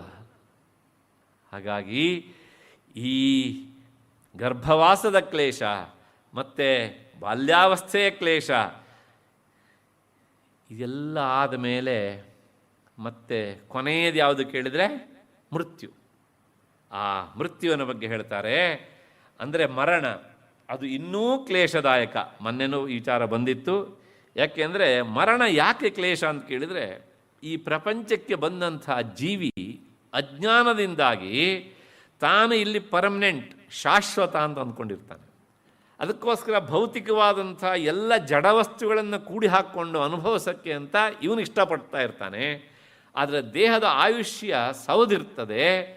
ಆ ಯಮಪಾಶ ಹಾಕಿ ಯಮದೂತರು ಎಳಿತಾ ಇರಬೇಕಿದ್ರೆ ಇವನಿಗೆ ತನ್ನ ಸಂಸಾರ, ತನ್ನ ಬಂಧುಗಳು, ತನ್ನ ಆಸ್ತಿ ಅಂತ ಮನಸ್ಸು ಈ ಕಡೆಗೆ ಎಳಿತಾ ಇರುತ್ತೆ. ಯಮದೂತರು ಆ ಕಡೆಗೆ ಎಳಿತಾ ಇರಬೇಕಿದ್ರೆ ಆಗ ಎಷ್ಟು ಸಂಕಟ ಆಗ್ಬೋದು ಊಹಿಸಿಕೊಳ್ಳಿ. ಒಂದು ಕಡೆಗೆ ಮೋಹದ ಪಾಶ, ಇನ್ನೊಂದು ಕಡೆಗೆ ಯಮದೂತರ ಪಾಶ. ಹಾಗಾಗಿ ಈ ಸಂಘರ್ಷದಲ್ಲಿ ಹೈರಾಣಾಗದೇ ಇರುವಂಥ ಜೀವ ಯಾರು ಅಂತ ಪ್ರಶ್ನೆ. ಹಾಗಾಗಿ ಸಾವನ್ನು ನೆನಪಿಸಿಕೊಂಡ್ರೆ ಅಷ್ಟು ಭಯ. ಹಾಗಿದ್ರೆ ಸಾವಿನಲ್ಲೂ ಸಹ ಭಯ ಆಗಬಾರ್ದು ಅಂದರೆ ಏನು ಮಾಡಬೇಕು ಕೇಳಿದರೆ, ಅಟ್ಯಾಚ್ಮೆಂಟ್ ಇಟ್ಕೊಳ್ಬೇಡ, ಇಟ್ಕೊಳ್ಳೇ ಬೇಡ. ಯಾವುದ್ರ ಬಗ್ಗೂ ಸಹ ಪೂರ್ತಿ ಕಡ್ದಾಕ್ತು. ಸಂಸಾರಿಗಳಾಗಿ ನೀವು ಹಾಗೆ ಮಾಡಿದರೆ ಮನೆಯವ್ರು ನಿಮ್ಮನ್ನು ನೋಡ್ತಾರಾ? ಅದು ಒಂದು ಕಷ್ಟ ಬೇರೆ. ಅದಕ್ಕೋಸ್ಕರ ಹೇಳೋದು ಏನು ಕೇಳಿದರೆ, ವಾರ್ಧಕ್ಯವೂ ಕಷ್ಟ ಅಂತ. ಹೌದು ತಾನೇ? ಜನ್ಮ ಕಷ್ಟ ಮತ್ತು ಮರಣವೂ ಸಹ ಕಷ್ಟ. ಇನ್ನು ಅದರ ಮಧ್ಯದಲ್ಲಿ ಯೌವನ ಬಿಡಿ, ಆಗ ಎಲ್ಲವನ್ನೂ ಸಹ ಸಹಿಸಿಕೊಳ್ಳುವ ಬಿಸಿ ರಕ್ತ ಇರ್ತದೆ, ಹೇಗೋ ತಳ್ಳಿ ಹೋಗ್ತದೆ, ಕಳೆದು ಹೋಗ್ತದೆ. ಅದರ ವಾರ್ಧಕ್ಯ ಉಂಟಲ್ಲ, ಅದು ತುಂಬ ಕಷ್ಟ. ಯಾಕೆ ಕೇಳಿದರೆ, ಒಂದು ಈ ಜೀವನದ ಆರಂಭ ಬಾಲ್ಯ, ಇನ್ನೊಂದು ಜೀವನದ ಕೊನೆ ಯಾವುದು ಮೃತ್ಯು. ಇವೆರಡರ ಮಧ್ಯದಲ್ಲಿರುವಂಥ ಜರ ಅನ್ನೋದುಂಟಲ್ಲ, ವಾರ್ಧಕ್ಯ, ಅದು ಕೂಡ ಅಷ್ಟೇ ದುಃಖದಾಯಕ ಅಂತ ಶಾಸ್ತ್ರ ಹೇಳುತ್ತೆ. ವಾರ್ಧಕ್ಯ ತನಗೆ ಬರಬೇಕು ಅಂತ ಯಾರೂ ಬಯಸೋದಿಲ್ಲ. ಆದರೆ ಒಬ್ಬ ಮನುಷ್ಯ ಬಹಳ ಕಾಲ ಬದುಕಿದ ಅಂತಾದರೆ ಅವನನ್ನದು ಬಿಡೋದೇ ಇಲ್ಲ, ಜರ ಎನ್ನುವಂಥದ್ದು. ಭರ್ತೃಹರಿ ಹೇಳ್ತಾನೆ, ಆ ವಾರ್ಧಕ್ಯದಲ್ಲಿ ಆಗುವಂಥ ಕಷ್ಟ ಹೇಗೆ ಅಂತಂದರೆ ಯಾರಿಗೂ ಬೇಡ ಅದು ಅಂತ. ಏನು? ಗಾತ್ರಂ ಸಂಕುಚಿತಂ, 6 ಅಡಿ ದೇಹ ಇವಾಗ ಬಾಗಿದೆ. ಅಷ್ಟೇ ಅಲ್ಲ, ಯೌವನದಲ್ಲಿ ಎಷ್ಟು ಚಂದ ಕಾಣ್ತಿದ್ದ, ಈಗ ಅವನದೇ ದೇಹ ಹೇಗಿದೆ, ಕಟ್ಟಿಗೆ ಕೋಲಾಗಿದೆ. 10 ವರ್ಷ ಬಿಟ್ಟು ನೋಡಿದರೆ, ಓ ನೀವೇನಾ ಅಂತ ಕೇಳಬೇಕು, ಅಷ್ಟರ ಮಟ್ಟಿಗೆ. ಮತ್ತು ಚರ್ಮಗಳೆಲ್ಲ ಸುಕ್ಕುಗಡ್ತವೆ, ಮೂಳೆಗಳಲ್ಲೆಲ್ಲ ಏನಾಗುತ್ತೆ ಕೇಳಿದ್ರೆ ಶಕ್ತಿ ಇರೋದಿಲ್ಲ, ಎಲ್ಲ ಕಡೆಗೂ ಸಹ ಸಂದುಗಳಲ್ಲೂ ಟಕ್ ಟಕ್ ಅಂತ ಶಬ್ದ, ಕಿವಿ ಕೇಳಿಸೋದಿಲ್ಲ. ಹೌದು ತಾನೇ? ಗಾತ್ರಂ ಒಟ್ಟಾರೆ ಸಂಕುಚಿತಂ. ಆಮೇಲೆ ಎರಡನೇದು ಗತಿರ್ವಿಗಲಿತ, ಹೆಜ್ಜೆ ಇಡಬೇಕಿದ್ರೆ ನಾವು ಏನೋ ಈ ಜಾಗ ಅಂತ ಒಂದು ಹೆಜ್ಜೆ ಇಟ್ಟರೆ ಅದು ಆಗಿರೋದಿಲ್ಲ ಅಲ್ವಾ? ಮೆಟ್ಲಿದೆ ಅಂತ ನಿಧಾನ ಹೆಜ್ಜೆ ಇಟ್ಟರೆ ಅಲ್ಲಿ ಮೆಟ್ಲೇ ಇರೋದಿಲ್ಲ ಗ್ರಹಚಾರ. ಆಮೇಲೆ ಮೆಟ್ಲಿಲ್ಲ ಅಂತ ಹೆಜ್ಜೆ ಇಟ್ಟರೆ ಮೆಟ್ಲಿರ್ತದೆ, ಹೆಜ್ಜೆ ತಪ್ಪಿಟ್ಟು ಬೀಳ್ತೇವೆ. ಗತಿರ್ವಿಗಲಿತ ಭ್ರಷ್ಟಾಚ ದಂತಾವಲಿಹಿ. ಹಲ್ಲು ಪಂಕ್ತಿ ಹೇಳುತ್ತಂತೆ, ನೋಡು, ನೀನು ಹುಟ್ಟಿ ಆದ ಮೇಲೆ ನಾನು ಪ್ರಪಂಚಕ್ಕೆ ಬಂದಿದ್ದೇನೆ, ನನಗೆ ಪ್ರಪಂಚ ಸಾಕಾಗಿದೆ, ನಿನಗೆ ಬೇಕಾದ ಆಹಾರವನ್ನು ಅಗದು ಕೊಟ್ಟು ಸಾಕಾಗಿ ಹೋಗಿದೆ. ಹಾಗಾಗಿ ನಾನು ಈ ಪ್ರಪಂಚ ಬಿಟ್ಟು ಹೊರಟಿದ್ದೇನೆ ಅಂತ ಒಂದೊಂದೇ ಹಲ್ಲುಗಳು ಹೊರಟು ಹೋಗ್ತಾ ಇರ್ತವಂತೆ. ಭ್ರಷ್ಟಾಚ ದಂತಾವಲಿಹಿ. ಆಯಿತು, ಹಲ್ಲು ಬಿಟ್ಟು ಹೋಯಿತು. ಆದರೆ ಹಲ್ಲು ಬಿದ್ದೋದ್ರೂ ಸಹ ಇವನಿಗೆ ಪ್ರಪಂಚದ ಆಸೆ ಬಿದ್ದು ಹೋಗುತ್ತಾ? ಬಿದ್ದು ಹೋಗೋದಿಲ್ಲ, ಅದೇ ತಾಪತ್ರೆ ಆಗೋದು. ಮತ್ತು ದೃಷ್ಟಿರ್ನಶ್ಯತಿ, ಕಣ್ಣು ಹೇಳುತ್ತಂತೆ ನನಗೇನು ನೋಡೋಕ್ಕಾಗಲ್ಲ, ಸಾಕಾಗೋಗಿದೆ ಈ ಹೊಲಸು ಪ್ರಪಂಚವನ್ನು ನೋಡಿ ನೋಡಿ ನೋಡಿ ಅಂತ. ಅದ್ರ ನಾವೇನು ಮಾಡ್ತೇವೆ? ಕಣ್ಣಿಗೆ ಒಂದು ಚಿಕಿತ್ಸೆ, ಹಲ್ಲು ಬಿದ್ದು ಆದಮೇಲೆ ಹೋಗು ನೀನು, ತೊಂದರೆ ಇಲ್ಲ, ಡಾಕ್ಟರ್ ಹತ್ರ ಹೋಗ್ತೇನೆ, ಏನು ಕೇಳಿದರೆ 60-70 ಸಾವಿರ ಬಾಯಲ್ಲೇ ಇಟ್ಕೊಂಡು ಬಿಡ್ತೇನೆ. ತಪ್ಪು ಅನ್ನೋದು ನನ್ನ ಮಾತಿನ ಅರ್ಥ ಅಲ್ಲ. ಪ್ರತಿಯೊಬ್ಬ ಮನುಷ್ಯರ ಒಂದು ಬದುಕಿನ ಕ್ರಮ ಹೀಗಿರ್ತದೆ ಅನ್ನೋದಷ್ಟೇ ನನ್ನ ಮಾತಿನ ಅರ್ಥ. ಆದರೆ ಆ ಎಲ್ಲ ವಸ್ತುಗಳು ಒಂದು ಸಂದೇಶ ಕೊಡ್ತವೆ ನಮಗೆ, ಅದನ್ನು ನಾವು ಮರಿಬಾರ್ದು ಹೀಗೆ ಅಂತ ಅಲ್ವಾ? ನನಗೆ 2 ಹಲ್ಲು ಬಿದ್ದೋಯ್ತು ಅಂದರೆ, ಓಹೋ, ಹಲ್ಲು ಪ್ರಪಂಚವನ್ನು ಬಿಟ್ಟು ಹೊರಡ್ತಾ ಇದೆ. ಅದು ಕೊಳತಾರು ಹೋಗಲಿ, ಹುಳುತಾರು ಹೋಗಲಿ, ಅಲ್ಲಾಡಾದರೂ ಹೋಗಲಿ, ಏನಾರು ಆಗೋಗಲಿ, ಒಟ್ಟಾರೆ ನಾವು ಹುಟ್ಟಿ 6-7 ತಿಂಗಳು ಆದಮೇಲೆ ಅಲ್ವ ಹಲ್ಲು ಬಂದಿದ್ದು? ಹೌದು ತಾನೆ? ಅಂದರೆ ನಮಗಿಂತ ಜೂನಿಯರ್ ಅದು. ಆ ಜೂನಿಯರ್ ಹೊರಟೋಯ್ತು, ಆದರೆ ಸೀನಿಯರ್ ಆದ ನಾವು ಮಾತ್ರ ಪ್ರಪಂಚವನ್ನು ಬಿಡಲಿಕ್ಕೆ ಇಷ್ಟಪಡೋದಿಲ್ಲ ಅಲ್ವಾ? ಹೀಗೆ ಅಂತ. ಹಾಗೆ ಕಣ್ಣು ಅದು ಸಹ ಮಂಜು ಆಗ್ತಾ ಇದೆ, ಕಣ್ಣು ಕಾಣಿಸೋದಿಲ್ಲ. ಆದರೆ ಆ ಕಣ್ಣು ದೃಷ್ಟಿ ಕೊಟ್ಟರೆ ಭಗವಂತ ನಾವು ಕಣ್ಣನ್ನು ನೋಡಬಾರ್ದನ್ನು ನೋಡಿ ಹುಣ್ಣು ಮಾಡ್ಕೊಳ್ತೇವೆ ಅಲ್ವಾ? ಕೆಟ್ಟದ್ದನ್ನೇ ನೋಡೋದು ಹೀಗೆ ಅಂತ. ಇನ್ನು ಒಳ್ಳೆಯದನ್ನು ನೋಡೋಣ ಅಂತ ಪರೆ ಬಂದ ಮೇಲೆ ಅಥವಾ ಆ ಚಿಕಿತ್ಸೆ ಆದಮೇಲೆ ಬಯಸ್ತೇವೆ, ಮತ್ತು 3 ತಿಂಗಳಾದಮೇಲೆ ಅದೇ ಹಳೆ ಚಾಳಿನೇ. ಹೌದು ತಾನೆ? ಹೀಗೆ ದೃಷ್ಟಿರ್ನಶ್ಯತಿ ವರ್ಧತೆ ಬಧಿರಥ. ಹೆಚ್ಚಾಗೋದು ಒಂದೇ ಒಂದಂತೆ, ಏನು ಅಂದರೆ ಕಿವುಡುತನ. ಅದೊಂದು ಬೆಳೀತದೆ. ಅದಕ್ಕೂ ಸಹ ನಾವೇನು ಮಾಡ್ತೇವೆ? ಯಂತ್ರದ ಸಹಾಯದಿಂದ ಕೇಳಲಿಕ್ಕೆ ಇಷ್ಟಪಡ್ತೇವೆ. ಇದೆಲ್ಲ ಏನು ಹೇಳುತ್ತೆ ಅಂದರೆ ಪ್ರಾಪಂಚಿಕವಾದಂಥ ಮೋಹ ನಮ್ಮನ್ನು ಎಳಿತಾ ಇರ್ತದೆ ಅನ್ನೋದು ಆ ಮಾತಿನ ತಾತ್ಪರ್ಯ. ಮತ್ತೆ ವಕ್ತ್ರಂಚ ಲಾಲಾಯತೆ. ಬಾಯಿ ಏನಾಗುತ್ತೆ ಕೇಳಿದರೆ ಜೊಲ್ಲು. ಹಲ್ಲು ಪಂಕ್ತಿಗಳಿದ್ದಾಗ ಅವು ಅಲ್ಲೇ ನಿಲ್ತಿದ್ವು. ಈ ನೀರು ಹರಿಬೇಕಿದ್ರೆ ಕಟ್ಟು ಹಾಕಿದರೆ ನೀರಲ್ಲೇ ನಿಲ್ಲುತ್ತಲ್ಲ, ಹಾಗೆ ಈಗ ಏನಾಯ್ತು, ಹಲ್ಲು ಬಿದ್ದು ಹೋಗಿರುತ್ತಲ್ಲ, ಹಾಗಾಗಿ ಜೊಲ್ಲು ಸುರಿತಾ ಇರುತ್ತೆ. ಮನೆ ಮಂದಿಯವರು ಆಮೇಲೆ ಬೇರೆ ಬೇರೆ ಎಲ್ಲರೂ ಸಹ ಕೆಲವು ಸಲ ನೋಡಿ ನಗುವ ಪರಿಸ್ಥಿತಿ ಬರುತ್ತೆ. ಆಹಾರವನ್ನು ಬಾಯಿ ಹಾಕ್ಕೊಂಡ್ರೆ ಅದು ಒಳಗೆ ಹೋಗೋ ಬದಲು ಏನಾಗುತ್ತೆ, ಕೆಲವು ಸಲ ಬಿದ್ದು ಹೋಗುತ್ತೆ. ಆಮೇಲೆ ಮನೆಯವರೇ ಕೇಳ್ತಾರೆ, ನಿನ್ನೆ ಅಷ್ಟೇ ಶರ್ಟ್ ತೊಳೆದು ಹಾಕಿದ್ದೇನೆ, ಮತ್ತು ಪುನಃ ಗಲೀಜಾಗಿದೆಯಲ್ರಿ. ಹೌದು ತಾನೆ? ಮಕ್ಕಳು ಕೇಳ್ತಾರೆ, ಸೊಸೆಯಂದಿರು ಕೇಳ್ತಾರೆ. ಯಾರಿಗೆ ಹೇಳಬೇಕು ಈ ಸಂಕಟವನ್ನು ಅಲ್ವಾ? ಹಾಗಾಗಿ ವಕ್ತ್ರಂಚ ಲಾಲಾಯತೆ. ಇಷ್ಟಾದ ಮೇಲೆ ವಾಕ್ಯಂ ನಾದ್ರಿಯತೆ. ಇವನು ದುಡಿಯುವಷ್ಟು ಕಾಲ ಯೌವನದಲ್ಲಿ ಇರುವಾಗ ಮನೆಗೆ ಸಾಕಷ್ಟು ತಂದು ಹಾಕಬೇಕಿದ್ರೆ ಇವನ ಮಾತನ್ನು ಎಲ್ಲರೂ ಕೇಳ್ತಿದ್ರು. ಈಗ ಅವನು ದುಡಿಮೆ ಇಲ್ಲದೆ ಮನೆಯಲ್ಲಿರುವ ವ್ಯಕ್ತಿ, ಇವನ ಮಾತನ್ನು ಯಾರು ಕೇಳ್ತಾರೆ? ವಾಕ್ಯಂ ನಾದ್ರಿಯತೆ. ಸ್ವತಃ ಇವನ ಮಕ್ಕಳೇ ಇವನ ಮಾತನ್ನು ಕೇಳುವುದಿಲ್ಲ. ಹೆಂಡತಿ ಆದರೆ ಗಂಡನೂ ಕೇಳೋದಿಲ್ಲ, ಗಂಡನಾದರೆ ಹೆಂಡತಿಯೂ ಕೇಳೋದಿಲ್ಲ, ಅಥವಾ ಅವರಿಬ್ಬರು ಪರಸ್ಪರ ಕೇಳಿಕೊಳ್ಳೋಕ್ಕೆ ಸಮಾನ ವ್ಯಥೆಯಲ್ಲಿರುವಂಥವರು. ಆದರೆ ಮಕ್ಕಳಂತೂ ಇಬ್ಬರು ಮಾತನ್ನು ಕೇಳೋದಿಲ್ಲ. ಯಾಕೆಂದರೆ ಅವರಿಗೆ ಪಾಪ ಕೇಳಬೇಡಿ ಅಂತ ಹೇಳೋರು ಬಂದಿರ್ತಾರಲ್ಲ ಅಷ್ಟೊತ್ತಿಗೆ ಅಲ್ವಾ? ತುತ್ತು ಕೊಟ್ಟ ತಾಯಿಗಿಂತ ಮುತ್ತು ಕೊಡುವ ಹೆಂಡತಿ ಹೆಚ್ಚು ಪ್ರೀತಿ ಅಂತ ಒಂದು ಮಾತು. ಸ್ವಲ್ಪ ಕೆಟ್ಟ ಅರ್ಥ ಇರಬಹುದು, ಆದರೆ ಅರ್ಥ ಬಹಳ ಗಂಭೀರವಾದ ಅರ್ಥವನ್ನು ಹೇಳುವಂಥದ್ದು ಅಲ್ವಾ? ಹಾಗಾಗಿ ವಾಕ್ಯಂ ನಾದ್ರಿಯತೆ ಚ ಬಾಂಧವಜನೋ ಭಾರ್ಯಾನ ಶುಶ್ರೂಷತೆ. ಬಂಧುಗಳು ಮನೆಗೆ ಬಂದರೆ ಅವರಿದ್ದಾರ ಅಂತ ಕೇಳಿದರೂ ಕೇಳಬಹುದು, ಕೇಳದೆ ಹಾಗೆ ಹೋದ್ರೂ ಸಹ ಹೋಗಬಹುದು. ಹಾಗಿದ್ರೆ ಜಾಗ ಎಲ್ಲಿ ಅಂದರೆ ಮನೆಯಲ್ಲಿ ಒಂದು ರೀತಿ ಮೂಲೆಯಲ್ಲಿ ಬೇಡದೇ ಇರುವಂಥ ವಸ್ತುವಾಗಿ ಆತ ಗುರುತಿಸಿಕೊಳ್ತಾನೆ ಎಲ್ಲರಿಗೂ ಸಹ. ತಪ್ಪು ತಿಳ್ಕೊಳ್ಬೇಡಿ. ಇತ್ತೀಚೆಗೆ ಮಕ್ಕಳ ಮದುವೆ ಮಾಡಬೇಕಿದ್ರೆ ಹೆಣ್ಣಿನ ಕಡೆಯವರು ಕೇಳೋದನ್ನೆಲ್ಲ ಪ್ರಾಯಶಃ ನೀವು ಕೇಳಿಸ್ಕೊಂಡಿರ್ಬೋದು. ಹೀಗೆ ಅಂತ ಮನೆಯಲ್ಲಿ ಹಳೆ ಫರ್ನಿಚರ್ಗಳಿವೆಯಾ, ಹಾಗಿದ್ರೆ ಇವು ಫರ್ನಿಚರ್ ಅಲ್ವಾ, ಅಥವಾ ಮುಂದಿವು ಆಗೋದಿಲ್ವಾ? ವಿಚಾರ ಮಾಡಿ. ಹೌದು ತಾನೆ? ಕನ್ನಡದಲ್ಲಿ ಒಂದು ಮಾತು ಹೇಳ್ತಾರೆ, ಹಣ್ಣು ಎಲೆ ಉದುರಿ ಬಿದ್ದಾಗ ಇನ್ನು ಮೇಲಿರುವ ಕಾಯಿ ಎಲೆ ನಕ್ಕಿತ್ತಂತೆ. ಅಯ್ಯೋ ಬಿದ್ಯಾ ನೀನು ಅಂತ. ಆದರೆ ಅದು ಹಣ್ಣೆಲೆ ಆಗಲೇಬೇಕು ತಾನೆ, ಪ್ರಕೃತಿಯ ನಿಯಮ. ಇಷ್ಟು ಸ್ವಲ್ಪನೂ ವಿಚಾರ ಮಾಡದೆ ಮಾತನಾಡ್ತಾರಲ್ಲ ಅನ್ನೋದೇ ಒಂದು ಆಶ್ಚರ್ಯ. ಹಾಗಾಗಿ ನೀವು ಏನಾದರೂ ಹೇಳಿ, ಆದರೆ ಒಂದೇ ನೆನ್ಪಿಟ್ಕೊಳ್ಳಿ, ನೀವೇನಾದರೂ ದೀರ್ಘಕಾಲ ಬದುಕಿದ್ದೀರಿ ಅಂತ ಆದರೆ ಪ್ರತಿಯೊಬ್ಬರೂ ಸಹ ಈ ಹಂತಕ್ಕೆ ಹೋಗಲೇಬೇಕು, ಅನುಭವಿಸಲೇಬೇಕು. ಹಾಗಾಗಿ ವಯಸ್ಸಾದವರನ್ನ ಗೌರವದಿಂದ ಕಾಣುವಂಥ ಮಕ್ಕಳು ಇದ್ದರೆ ಅವರು ಸಂಸ್ಕಾರ ಸಂಪನ್ನರಾದ ಮಕ್ಕಳು ಅಂತ ಹೇಳೋದಕ್ಕೆ ಯಾವ ಸಂಶಯವೂ ಇಲ್ಲ. ಹಾಗೆ ನೋಡ್ಕೊಳ್ಳೋರು ಇದ್ದಾರೆ, ಬೆರಳೆಣಿಕೆಯ ಮಕ್ಕಳು. ಮೊನ್ನೆನೂ ಸಹ ನನಗೆ ಯಾರೋ ಹೇಳ್ತಾ ಇದ್ರು, ನನ್ನ ತಾಯಿಯ ಯೋಗಕ್ಷೇಮವನ್ನು ನೋಡಿಕೊಳ್ಳುವುದೇ ನನ್ನ ಬದುಕಿನ ವ್ರತ ಅಂತ. ಬೆಂಗಳೂರವರೇ.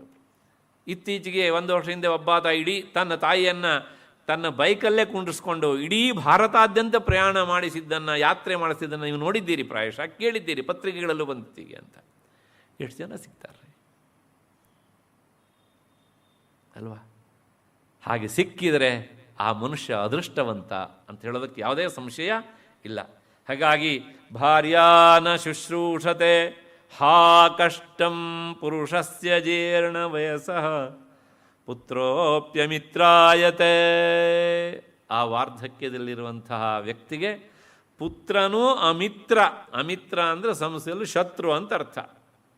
ಮಕ್ಕಳು ಸಹ ತಂದೆಯನ್ನು ಹೇಗೆ ನೋಡ್ತಾರೆ ಕೇಳಿದರೆ ಶತ್ರುವಿನೆಂದು ನೋಡ್ತಾ, ಇವನು ಹೇಳೋದು ಒಂದು ಅವ್ರು ಮಾಡೋದು ಇನ್ನೊಂದು. ಆಯ್ತಲ್ಲ, ಶತ್ರುವಿನ ಕೆಲಸವೇ ಅಲ್ವಾ ಅದು. ಅಷ್ಟು ಹಿನ್ನೆಲೆಯಲ್ಲಿ ಈ ಅವಸ್ಥೆಯನ್ನು ಕವಿ ವರ್ಣಿಸ್ತಾನೆ. ಲಲಿತಾ ಸಹಸ್ರನಾಮ ಬಹಳ ಸಂಕ್ಷೇಪವಾಗಿ ಅದನ್ನು ಹೇಳುತ್ತೆ. ಏನು ಹೇಳುತ್ತೆ ಅಂದರೆ, ಜನ್ಮ ಮೃತ್ಯು ಜರ ತಪ್ತ ಹೇಳಿ, ಈ ಮೂರಲ್ಲೂ ಸಹ ನಮಗೆ ತಾಪ ಆಗುತ್ತೋ ಇಲ್ಲೋ ಅಂತ ನಾವು ವಿಚಾರ ಮಾಡಬೇಕೀಗ. ಇಂತಹ ಈ ವಾರ್ಧಕ್ಯ ಯಾರಿಗೂ ಬೇಡ. ಅದು ದೀರ್ಘಕಾಲ ಬದುಕಬೇಕು ಅಂತ ಬಯಸುವ ಎಲ್ಲರೂ ಸಹ ಅದರೊಂದಿಗೆ ಬದುಕಬೇಕಾದದ್ದು ಅನಿವಾರ್ಯ. ಅಷ್ಟಾದಮೇಲೆ ಹೀಗೆ ಜನ್ಮ ಮೃತ್ಯು ಜರ ಈ ಮೂರು ಅವಸ್ಥೆಗಳನ್ನು ಪ್ರತಿ ಜನ್ಮದಲ್ಲೂ ಸಹ ಅನುಭವಿಸಿ ಹೈರಾಣಾಗಿ ಹೋದಂಥ ಈ ಜೀವಲೋಕಕ್ಕೆ ವಿಶ್ರಾಂತಿ ಸ್ಥಾನ ನೀನೇ ಅಮ್ಮ, ಜನ ವಿಶ್ರಾಂತಿ ದಾಯಿನಿ ಅಂತ ಲಲಿತಾ ಸಹಸ್ರನಾಮ ಹೇಳುತ್ತದೆ. ಈ ನಾಮವನ್ನು ಮತ್ತೆ ಮತ್ತೆ ಮತ್ತೆ ಮತ್ತೆ ನಾವು ಅನುಸಂಧಾನ ಮಾಡ್ತಾ ಇರಬೇಕು. ಹೀಗೆ ದೇವಿ ವಿಶ್ರಾಂತಿದಾಯಕಳು ಅಂದರೆ ದೇವಿ ಸ್ವಾತ್ಮ ಸುಖ ನೀಡುವುದರ ಮೂಲಕ ಚಿರಶಾಂತಿಯನ್ನು ಕೊಡ್ತಾಳೆ. ಅಂದರೆ ಮತ್ತೆ ಆ ಜನನ ಮರಣದ ಕಟ್ಟನ್ನು ಅವಳು ಕತ್ತರಿಸಿ ಹಾಕ್ತಾಳೆ ಎನ್ನುವಂಥದ್ದು ಈ ನಾಮದ ವಿವರಣೆ. ವೈದ್ಯನಾಥ ದೀಕ್ಷಿತರು ಹೇಳ್ತಾರೆ, ಜನನ ಮರಣ ಜರಾಭಿತಪ್ತಾನಾಂ ಬ್ರಹ್ಮಾನಂದ ಪ್ರದತ್ವೇನ ದುಃಖಾಪನಯನಂ ಕರೋತಿ. ಅದರ ಅರ್ಥ ಏನು ಅಂದರೆ, ಹುಟ್ಟು ಸಾವು ಮುಪ್ಪು ಈ ಮೂರರಿಂದ ಆಗುವ ಕ್ಲೇಶದ ಕಟ್ಟನ್ನು ಕಡಿದು ಹಾಕುವಂಥವಳು ನೀನು ಅನ್ನುವಂಥದ್ದು ಆ ವಿವರಣೆಯ ಅರ್ಥ. ಅದಕ್ಕೆ ಆ ಬ್ರಹ್ಮಾನಂದ ಸ್ವರೂಪಿಣಿಯಾದಂತಹ ನಿನ್ನಿಂದ ಮಾತ್ರ ಸಾಧ್ಯವಾಗತ್ತೆ ಆ ಕೆಲಸ. ಅದನ್ನು ನೀಡುವವಳು ನೀನಾದ್ದರಿಂದ ನನಗೆ ಅದನ್ನು ನೀಡು ಅನ್ನುವಂತಹ ಪ್ರಾರ್ಥನೆಯೊಂದಿಗೆ ಈ ನಾಮ ಬಂದಿದೆ ಎನ್ನುವಂತಹದ್ದು ಅವರ ವಿವರಣೆಯ ಅರ್ಥ. ಆದ್ದರಿಂದ ಜಗನ್ಮಾತೆ ಜನ್ಮ ಮೃತ್ಯು ಜರಾತಪ್ತ ಜನವಿಶ್ರಾಂತಿದಾಯಿನಿ ಅಂತ ಕರೆಸ್ಕೊಂಡಿದ್ದಾಳೆ. ಲೋಕದ ಜನರು ಆಕೆಯ ಮಕ್ಕಳು ಇದ್ದ ಹಾಗೆ. ಮಕ್ಕಳಿಗೆ ಸಂಕಟ ಬಂದಾಗ ಅಮ್ಮ ತಾನೇ ನೋಡ್ಕೊಳ್ಬೇಕು. ಹಾಗೆ ನಾನು ಈ ಜನ್ಮ ಮೃತ್ಯು ಜರ ಇವರಿಂದ ತಪ್ತನಾಗಿದ್ದೇನೆ. ನೀನು ಲೋಕಮಾತಾ ಅಂತ ಕರೆಸ್ಕೊಂಡಿದ್ದೀಯೇ. ಲೋಕಮಾತಾ ಅಂತ ನಿನಗೆ ಎಷ್ಟೋ ಜನ ಮಕ್ಕಳು ಇರಬಹುದು, ಆದರೆ ದಿನವೂ ನಿನ್ನನ್ನು ಸ್ಮರಿಸಿಕೊಳ್ಳುವ ಈ ಮಗನನ್ನು ನೀನು ಮರಿಬೇಡ ಎನ್ನುವಂಥ ಪ್ರಾರ್ಥನೆಯೊಂದಿಗೆ ಜನವಿಶ್ರಾಂತಿದಾಯಿನಿ ಎನ್ನುವಂತಹ ಮಾತನ್ನು ಈ ವಿವರಣೆ ಕೊಡುತ್ತೆ ನಮಗೆ. ಅಷ್ಟಾದ ಮೇಲೆ ಮತ್ತೆ ಮುಂದಿನ ನಾಮ ಸರ್ವೋಪನಿಷದುದ್ಘುಷ್ಟ ಅಂತ. ಎಲ್ಲ ಉಪನಿಷತ್ತುಗಳಲ್ಲಿಯೂ ಸಹ ಉದ್ಘೋಷಿಸಲ್ಪಟ್ಟವಳು. ಅಂದರೆ ಎಲ್ಲ ಉಪನಿಷತ್ತುಗಳೂ ಸಹ ಹೇಳುವಂಥ ವಿಚಾರ ಯಾರಿದ್ದು ಅಂದರೆ ಅದು ನಿನ್ನದೇ ವಿಚಾರವೇ ಅಷ್ಟೇ ಹೊರತು ಸಹ ಬೇರೆ ವಿಚಾರ ಅಲ್ಲ. ಅಲ್ಲ, ಉಪನಿಷತ್ತು ಹೇಳೋದು ಆತ್ಮವಿಚಾರ ಪರಬ್ರಹ್ಮ ವಿಚಾರ ಅಂತ ಪದೇ ಪದೇ ಹೇಳ್ತೀರಲ್ರಿ, ಅಲ್ಲಿ ದೇವಿ ಹೇಗೆ ಬರ್ತಾಳೆ ಅಂತ ನೀವು ಕೇಳಿದರೆ, ದೇವಿ ಮೂಲತಃ ಚೈತನ್ಯ ಸ್ವರೂಪಳು ಅನ್ನೋದನ್ನು ನಾನು ಪದೇ ಪದೇ ಹೇಳ್ತಾ ಬಂದಿದ್ದೇನೆ, ಈಗಲೂ ಜ್ಞಾಪಿಸ್ತಾ ಇದ್ದೇನೆ, ಅದನ್ನು ಮರಿಬೇಡಿ. ಹಾಗಾಗಿ ಚೈತನ್ಯ ವಸ್ತುವೇ ಉಪನಿಷತ್ತಿನಲ್ಲಿ ಪ್ರತಿಪಾದ್ಯವಾದಂಥದ್ದು. ಆದ್ದರಿಂದ ಆಕೆ ಚೈತನ್ಯ ಸ್ವರೂಪಿಣಿಯೇ. ಆದ್ದರಿಂದ ಉಪನಿಷತ್ತು ಚೈತನ್ಯ ಸ್ವರೂಪಿಣಿಯ ಅಂಥ ದೇವಿಯನ್ನೇ ಕುರಿತು ಮತ್ತೆ ಮತ್ತೆ ಉದ್ಘೋಷಿಸಿವೆ ಅಂತ ಈ ನಾಮದ ಅರ್ಥ. ಇದಕ್ಕೆ ವಿವರಣೆ ತುಂಬ ಹೆಚ್ಚು ಬೇಕಾದದ್ದಾದ್ದರಿಂದ ನಾಳೆ 6 ಗಂಟೆಗೆ ಸೇರಿದಾಗ ಈ ವಿವರಣೆಯನ್ನು ಮುಂದುವರಿಸ್ಕೊಂಡು ಹೋಗೋಣ. ಅಲ್ಲಿವರೆಗೆ ಇಂದಿನ ವಿಚಾರವನ್ನು ಅನುಸಂಧಾನ ಮಾಡ್ತಾ ಇರೋಣ. ಏಕೆಂದರೆ ಈ ನಾಮ ಜನ್ಮ ಮೃತ್ಯು ಜರ ತಪ್ತ ಜನವಿಶ್ರಾಂತದಾಯಿನಿ ಅನ್ನೋದುಂಟಲ್ಲ, ಇದು ಪದೇ ಪದೇ ನಮ್ಮ ಬದುಕಿಗೆ ಔಷಧವಾಗಿ ಈ ನಾಮ ಉಚ್ಚಾರಣೆ ಆಗ್ತಾ ಇದ್ದರೆ ಅಷ್ಟೋ ಇಷ್ಟೋ ಸಂಕಟ ಪರಿಹಾರ ಆದೀತು ಎನ್ನುವಂತಹ ಮಾತನ್ನು ಹೇಳ್ತಾ ಈವರೆಗಿನ ಎಲ್ಲ ಮಾತನ್ನು ಸಹ ಜಗನ್ಮಾತೆಯ ಪದತಲದಲ್ಲಿ ಸಮರ್ಪಿಸ್ತೇನೆ. ನಾಳೆ 6 ಗಂಟೆಗೆ ಸೇರೋಣ. ಅಲ್ಲಿವರೆಗೆ ನಿಮಗೆಲ್ಲರಿಗೂ ಸಹ ನಮಸ್ಕಾರ ಮತ್ತು ಕೃತಜ್ಞತೆಗಳು.